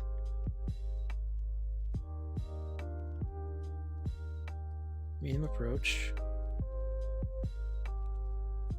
Nah, it's still bugged. But anyway, that would display approach medium. So the progression would be, you'd have a clear cab signal here, pass the approach medium signal, get the cabs dropped to approach medium 45, passes the block point, still approach medium 45, and he'd have to slow down to 30 by the time he reaches the interlocking. Then the cabs get downgraded to approach. At the end of the interlocking, the cabs get downgraded to restricting, and then he's got to stop in advance of this stop and proceed signal. All right? So that's how the whole conversation takes place. Got another train here that's ready to go. Now, you can see right now the the distance signal says approach, which is indicative of the interlocking home signal being stop. In order to make it more favorable than stop, there needs to be a route lined for the train to go through the interlocking, and there can't be anything occupying it ahead. That would prevent it from getting anything more than a stop. So I'm going to open up the map, and I'm going to line a route through the interlocking for this train. So you can see this switch is lined against it, so I'm going to line it that way. So that's a straight route through the interlocking and out the other end. So the home signal is now clear. It upgraded to clear. And the distance signal should have upgraded to clear as well, which it did. Now, let's say we were going to switch tracks here. I mentioned before that there's a 45-mile-an-hour crossover here. See now? The distance signal changed as it should to approach limited. And the home signal is limited clear. So let's operate that. I also changed the scripting so that the cab signals will only update when you reach the signal. Previously, Dovetail Games had it programmed to update the cab signals 100 meters in advance of the signal you are passing, which is inaccurate. So let's just quickly switch here, and then you'll see what happens after the interlocking.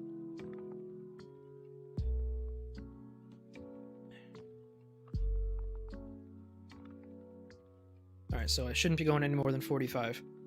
The cab signals are bugged for this. I'm sending approach medium to the train, and the train is displaying how it thinks it should display approach medium 45. But, yeah, that'll just have to be fixed by me when I get the source code for the loco. So we have limited clear at the interlocking. Cab signals should not change. It's still going to be approach medium. We'll switch at 45. And now the route ahead is completely clear. There's nothing preventing us from proceeding at normal speed after making that movement. Look at that. Cab signals upgraded to clear after leaving the interlocking, and we are on our way. So I'm going to stop this train, gonna hop out, and I'm gonna go back to one of these other bad boys.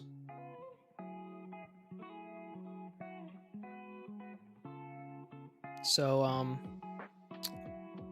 for some reason, I want to see what gets pushed to the cab signals here when I pass this signal.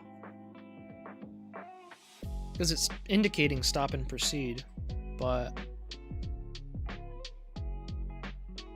it should be approach medium. I don't know why that's broken, but I will fix it later. I just want to see what the cabs get put to. Probably restricting. Yeah, restricting. Too bad, because I wanted to... Actually, if I restart the scenario, I can simulate this. Just wanted to show you how the block point actually would function if the interlocking was a stop signal. I can do that on this track. So I'm going to leave the interlocking as a stop signal and approach the interlocking. We have an approach signal right here, which is going to downgrade the cabs to approach, which it did. Yeah, churning crat. I know, we'll fix it. It's got to do with the locomotive scripting, how it handles the messages sent to it by the signal. Oops, I'm going faster than 30. I didn't mean to. So when we pass this block point, the cab signals are going to get downgraded to restricting, because the next signal is a stop signal. See how that works?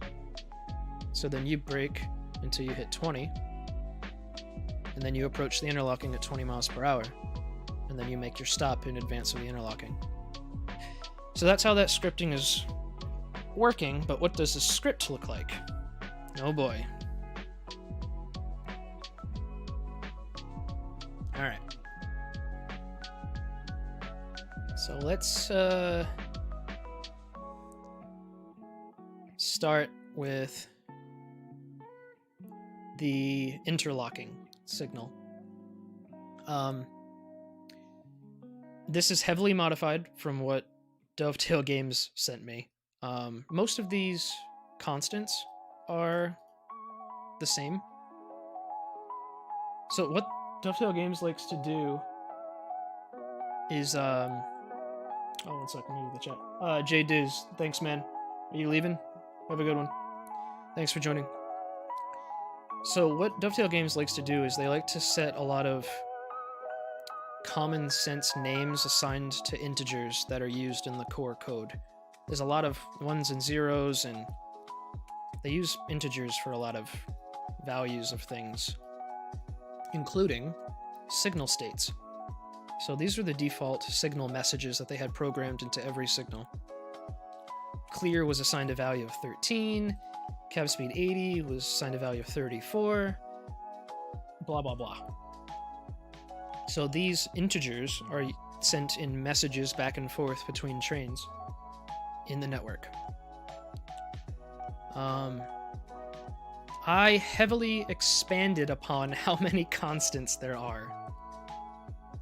So I decided to use really high integers just to get out of the way of any other hidden values that the game may be using. So yeah, I started with 1,000, 1,001, 1,002, 1,003. And I'm even breaking out the different clear aspects. Clear 150, clear 125, clear 100, blah, blah, blah. So I'm planning out for the future a little bit. So I broke it out in terms of what home signal messages will be sent by home signals, distance signals, block signals, block points, and then interlocking exit points. All of these scripts that I have for all these individual signal types have all of these constants programmed into them, so they can understand messages are coming from very specific signal types, because approach medium from one signal type may get interpreted differently than approach medium from another signal type. So I differentiated between the aspect and which type of signal it originated from. So let's get into the actual code of a signal. So when a route loads, the signal needs to be initialized. And that is performed by the game core telling all signals in the network to reset their state. We're starting up for the first time, guys.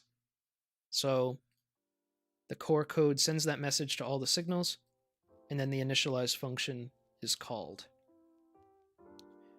The initialize function has a bunch of stuff like getting the signal's ID. And the signal's ID is that little value that you put in here. And I named this one home 1 track 1 east, the eastbound direction or whatever. Home 1 1E. So that's the ID. So it gets that. It gets how many links it has. And by links, I mean the native link, link 0, as well as any links for switching tracks and stuff. And then some basic stuff about how the signal should initialize. In this case, I'm not going to get into every little detail of this because even I don't understand it all. But this is just setting some constants for light flashing, like it'll flash on and off every half a second. If an aspect calls for the light to flash. Basically, we're starting all home signals as stop signals. So we set the aspect of the signal to be a stop at the start until we're told about block conditions outside the interlocking. We're just going to keep everything at a stop at the interlocking. That's pretty much how a home signal initializes. It's pretty similar for other types of signals too. So once the signal initializes, it starts sending messages to other signals in the network. I think signals in front of it saying like, hey, are you ready? And getting messages from it. They'll send messages back and forth in order to tell each other like, hey, this block is occupied for me. I'm going to be a stop signal. And then it'll say, hey, I'm a stop signal to the signal behind it. And they'll do all that initial communication to set things up. There's also a message called by the game code junction state change when one of the when one of the switches at an interlocking changes. So once a switch changes or whatever, this whole function gets called, and then it will redetermine what the signal should be displaying. So it does stuff like that for the home signals. And then you get into how the signal interprets the messages it receives from the other signals. So you can see right here, if the message the home signal receives is equal to interlocking exit clear 125, so if the block after the interlocking is going to be clear, and that message came from the signal in front of the home signal, then determine your signal state based on that. If you're switching tracks at 45 miles an hour and the block ahead or after the interlocking is clear, be limited clear. Stuff like that. So determining your signal state is actually done in its own function called determine signal state. I'm just looking at the chat. G occupied and G link state keep track of the states of upcoming signals. No, they don't.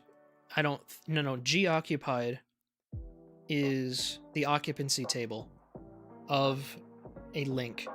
So if a train is occupying one of the links of that signal, then G occupied will be incremented by 1, for instance. This actually checks for that right here. If the link is occupied, then set the home signal to be stop signal.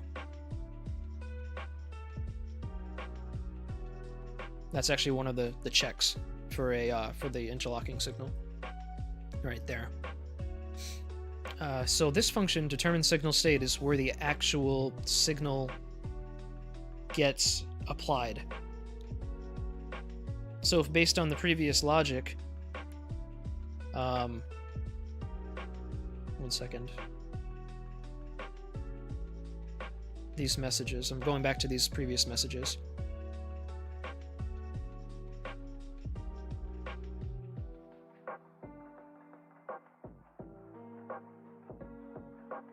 Oh, yeah. So, the interlocking exit signal sent a clear message to the home signal. Now we determine signal state.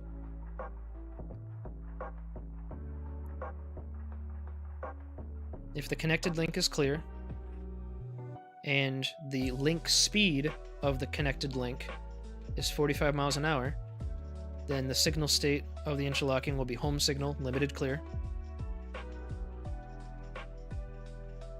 And then it will set that aspect. There's a function called set aspects, which I'll show you above, which actually tells it on a light by light basis which lights to illuminate and which lights to not illuminate based on what the signal is supposed to display. So in the previous example, we're switching tracks at 45 miles an hour. We determined based on the logic that the home signal is going to display limited clear. So let's find that. Here it is. If aspect equals home signal limited clear, then activate. So there's a top and a bottom. So these all are for the lights on the top, and these are all for the lights on the bottom. On the top, it will activate the red one because 1 means on, 0 means off. It'll activate the red only on the top because that's the only one with a 1. And then on the bottom, it'll activate both green lights on the bottom. And then flashing is true. The flashing is controlled by its own function down here called light flashing. And based on that update time variable we decided before, half a second, that's when it will flash on and off. So this just alternates between flashing specific lights on and off based on what the signal is supposed to be displaying. Limited clear, medium approach, advanced approach, blah blah blah. It'll flash the lights on and off. That's the basics of the interlocking signal. There's a lot more to it. For instance, let's say when you started the scenario, there was a train occupying one of the links of the interlocking signal, meaning it's in the interlocking, and it starts the scenario that way. The game code will call the message initialize signal to blocked.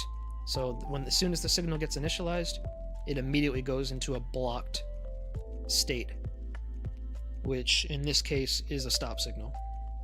So things like that. Yeah, and the signals are constantly sending messages up and down the network to keep everything in check and keep everybody notified. So the other piece of the signal is the on-consist pass function.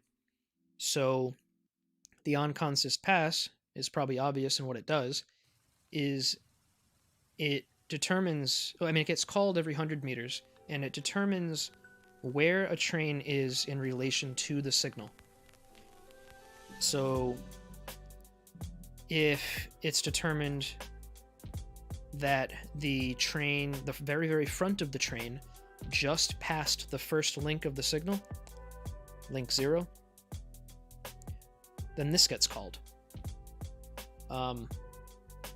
It'll send the cab signal message to the train at this point when the front of the train passes link 0 of the signal.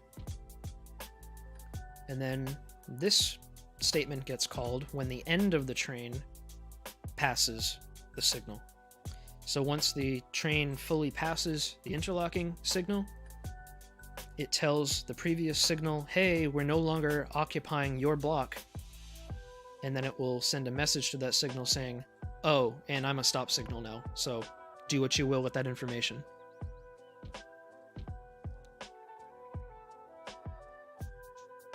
Then it will set the aspect of the signal to be a stop signal after passing it. And there's also some logic built into here for if I decided to stop and reverse back through the signals, how it would behave and all that. I haven't gotten into testing how any of this works yet, but this was in the code that they had sent me.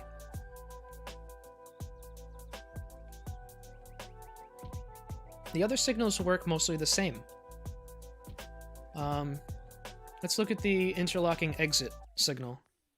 This one was mostly me. It's got a lot of stuff ripped out of it because, one, it doesn't need to set any aspects because there is no actual wayside signal present. So the whole set aspects and flashing lights, all those functions have been removed. So what this will do is, like I said before, the interlocking exit signal, this bad boy right here, will communicate with the next signal in the network, happens to be this one right here, and so he'll pass a message to the interlocking exit signal saying, hey, I'm clear up ahead. And he says, great, and does this little bit of logic. If the message I received from the next signal is clear, distant signal clear 125, and it came from in front of me, you can intercept messages from in front of you or behind you, and you can determine which direction the message came from. So ADV means in advance, it's ahead of you. It's just what they decided upon. You can actually change that constant if you want. So see, ADV just means 1. Rear, meaning the message came from behind you and hit the signal's link, is a -1. Where was I? Here we are. So the distant signal told the end of the interlocking, hey, I'm clear. And he's like, great, I'm also going to be clear. And when you pass me, we're going to set the cab signals to clear. And then it sends the clear message to the rear, to the previous signal, which is the home signal. The home signal, like I told you many times, gets that message, and that's done right here. If the message is interlocking exit clear 125, we're going to figure out what we should be displaying based on that. And if you're going straight and not switching, it's going to be clear. If you're switching, it'll be limited clear, medium clear, cab speed, whatever. Well, that's all the interlocking exit signal's doing, just communicating with the signals ahead and updating your cab signals once you leave the interlocking. But I have to program a lot of individual different signals and different messages. This is going to be huge. Yeah, it's a lot of shit. Pretty much the same thing for the block point. It's just getting the status of the interlocking home signal, interpreting that, and then sending it back to whatever signal comes before it, whether it's another block point or a distance signal. It'll interpret it and send that message. And then it'll react to other messages it receives. So it's pretty straightforward once you wrap your head around what each of these freaking lines of code does. It's actually kind of nuts.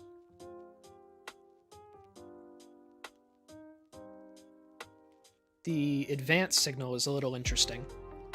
This is probably the last piece I'll explain. And then we'll get into some questions if people have them. So, let's say, I'm trying to think.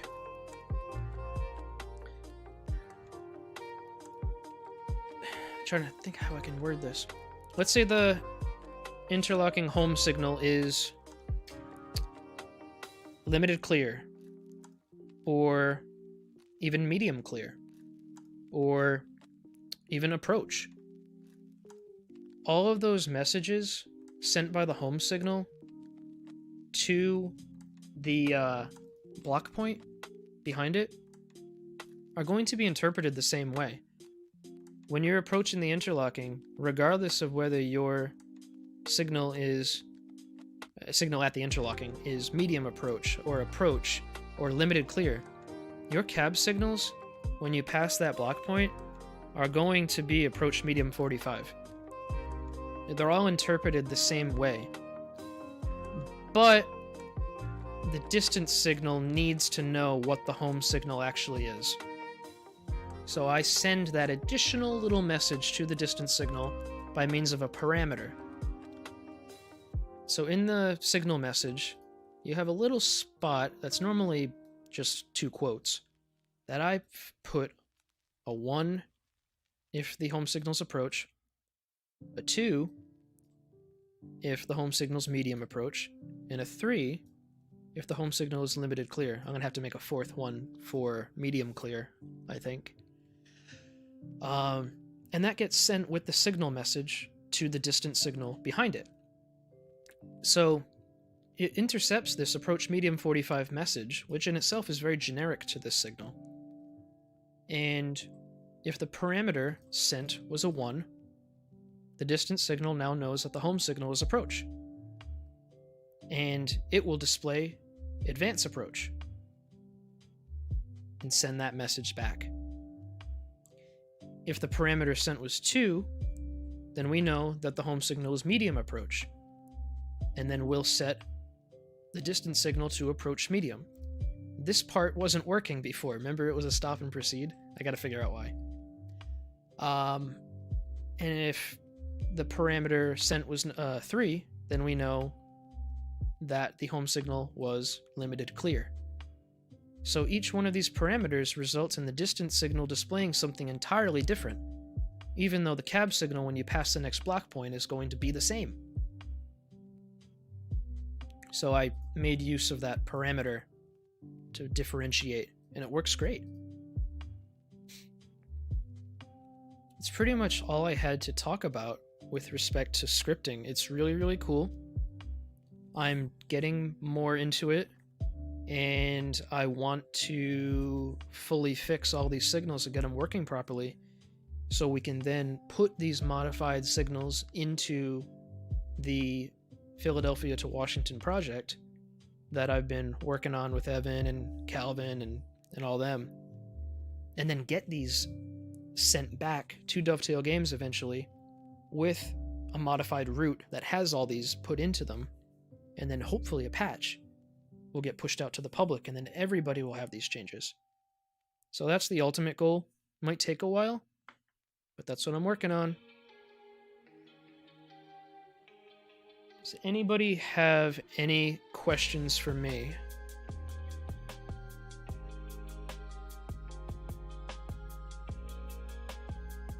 any questions at all about this kind of stuff. And no, I can't send you the scripts right now.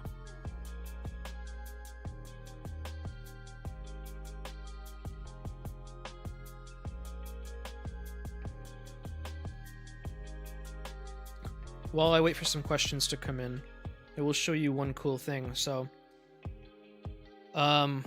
there's a built-in, not like a debugging console, but it's a thing that stores logs of various types that the game engine processes or whatever. You can turn that on. It's called Logmate, and you turn that on. It's not in the game. It's like one of those command line parameters you got to set in Steam.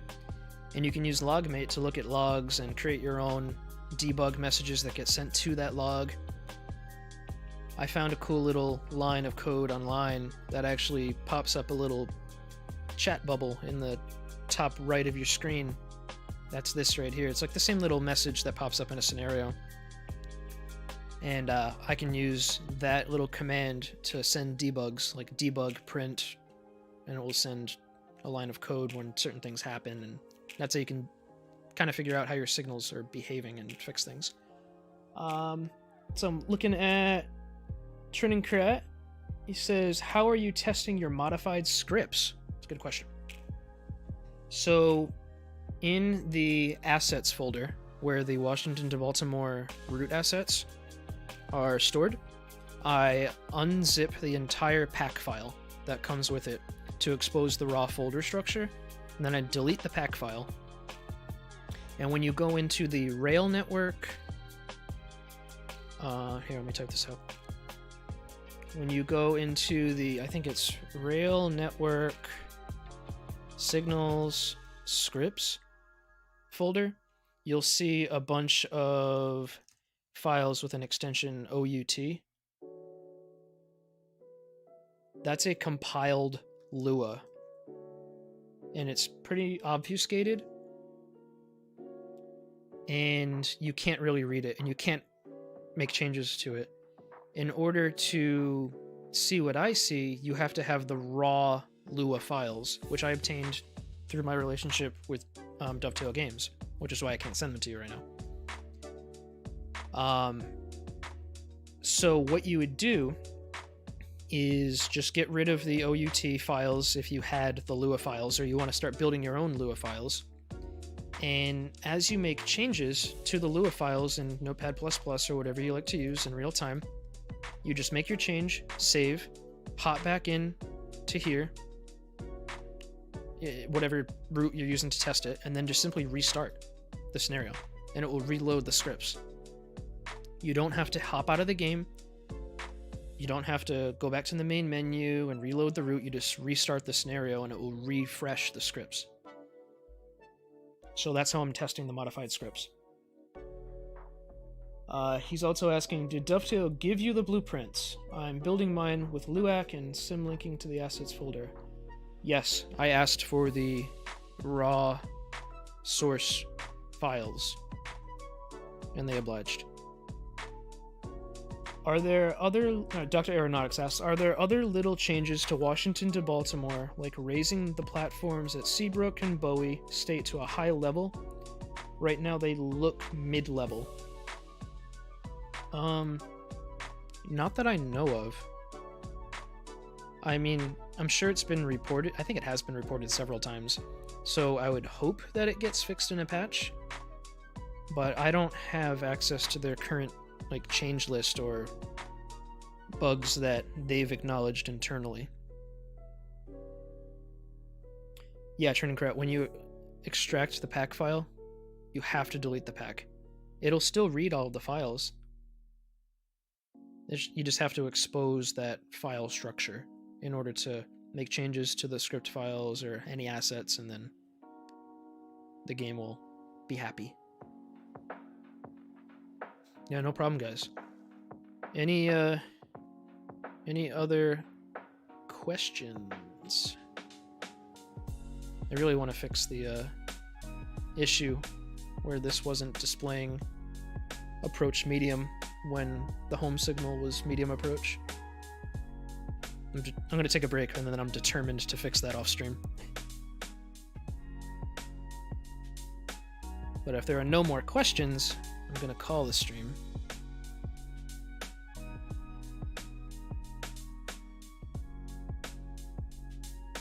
If anybody wants to get into more of the scripting side of things, or you have questions outside the stream, just feel free to hit me up. I'll answer any questions I have. I'm still learning all this stuff too. I only started learning this crap like 5 days ago.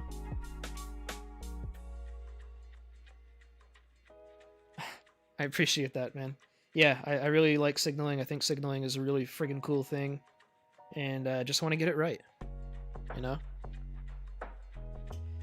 So, to that end, going to not be streaming stuff for probably about the next month. So, I mean, maybe I'll stream some of the signal work, but I will not be streaming the Philadelphia to Washington development at all. I just got pulled into a new project with Dovetail Games. Can't talk about it yet, but I don't know when it's gonna come out. I don't know, maybe summer or something. And yeah, that's gonna take up some of my time. I have a deadline of when I gotta turn my stuff in, and I'm getting that started on Monday, I think. But I'll keep in touch with you guys, and I'm gonna keep working on this. Maybe I'll stream some coding. I don't know how well that kind of stream would even go. Coding and debugging in front of an audience in real time. It's kind of something I like to take my time with. But whatever. All right, I'm gonna call the stream right now. Thank you to everybody who joined. I hope to see you guys in another stream in the near future. And who knows, maybe when the project I'm working on with them gets announced, maybe you'll be interested. Till then, take care.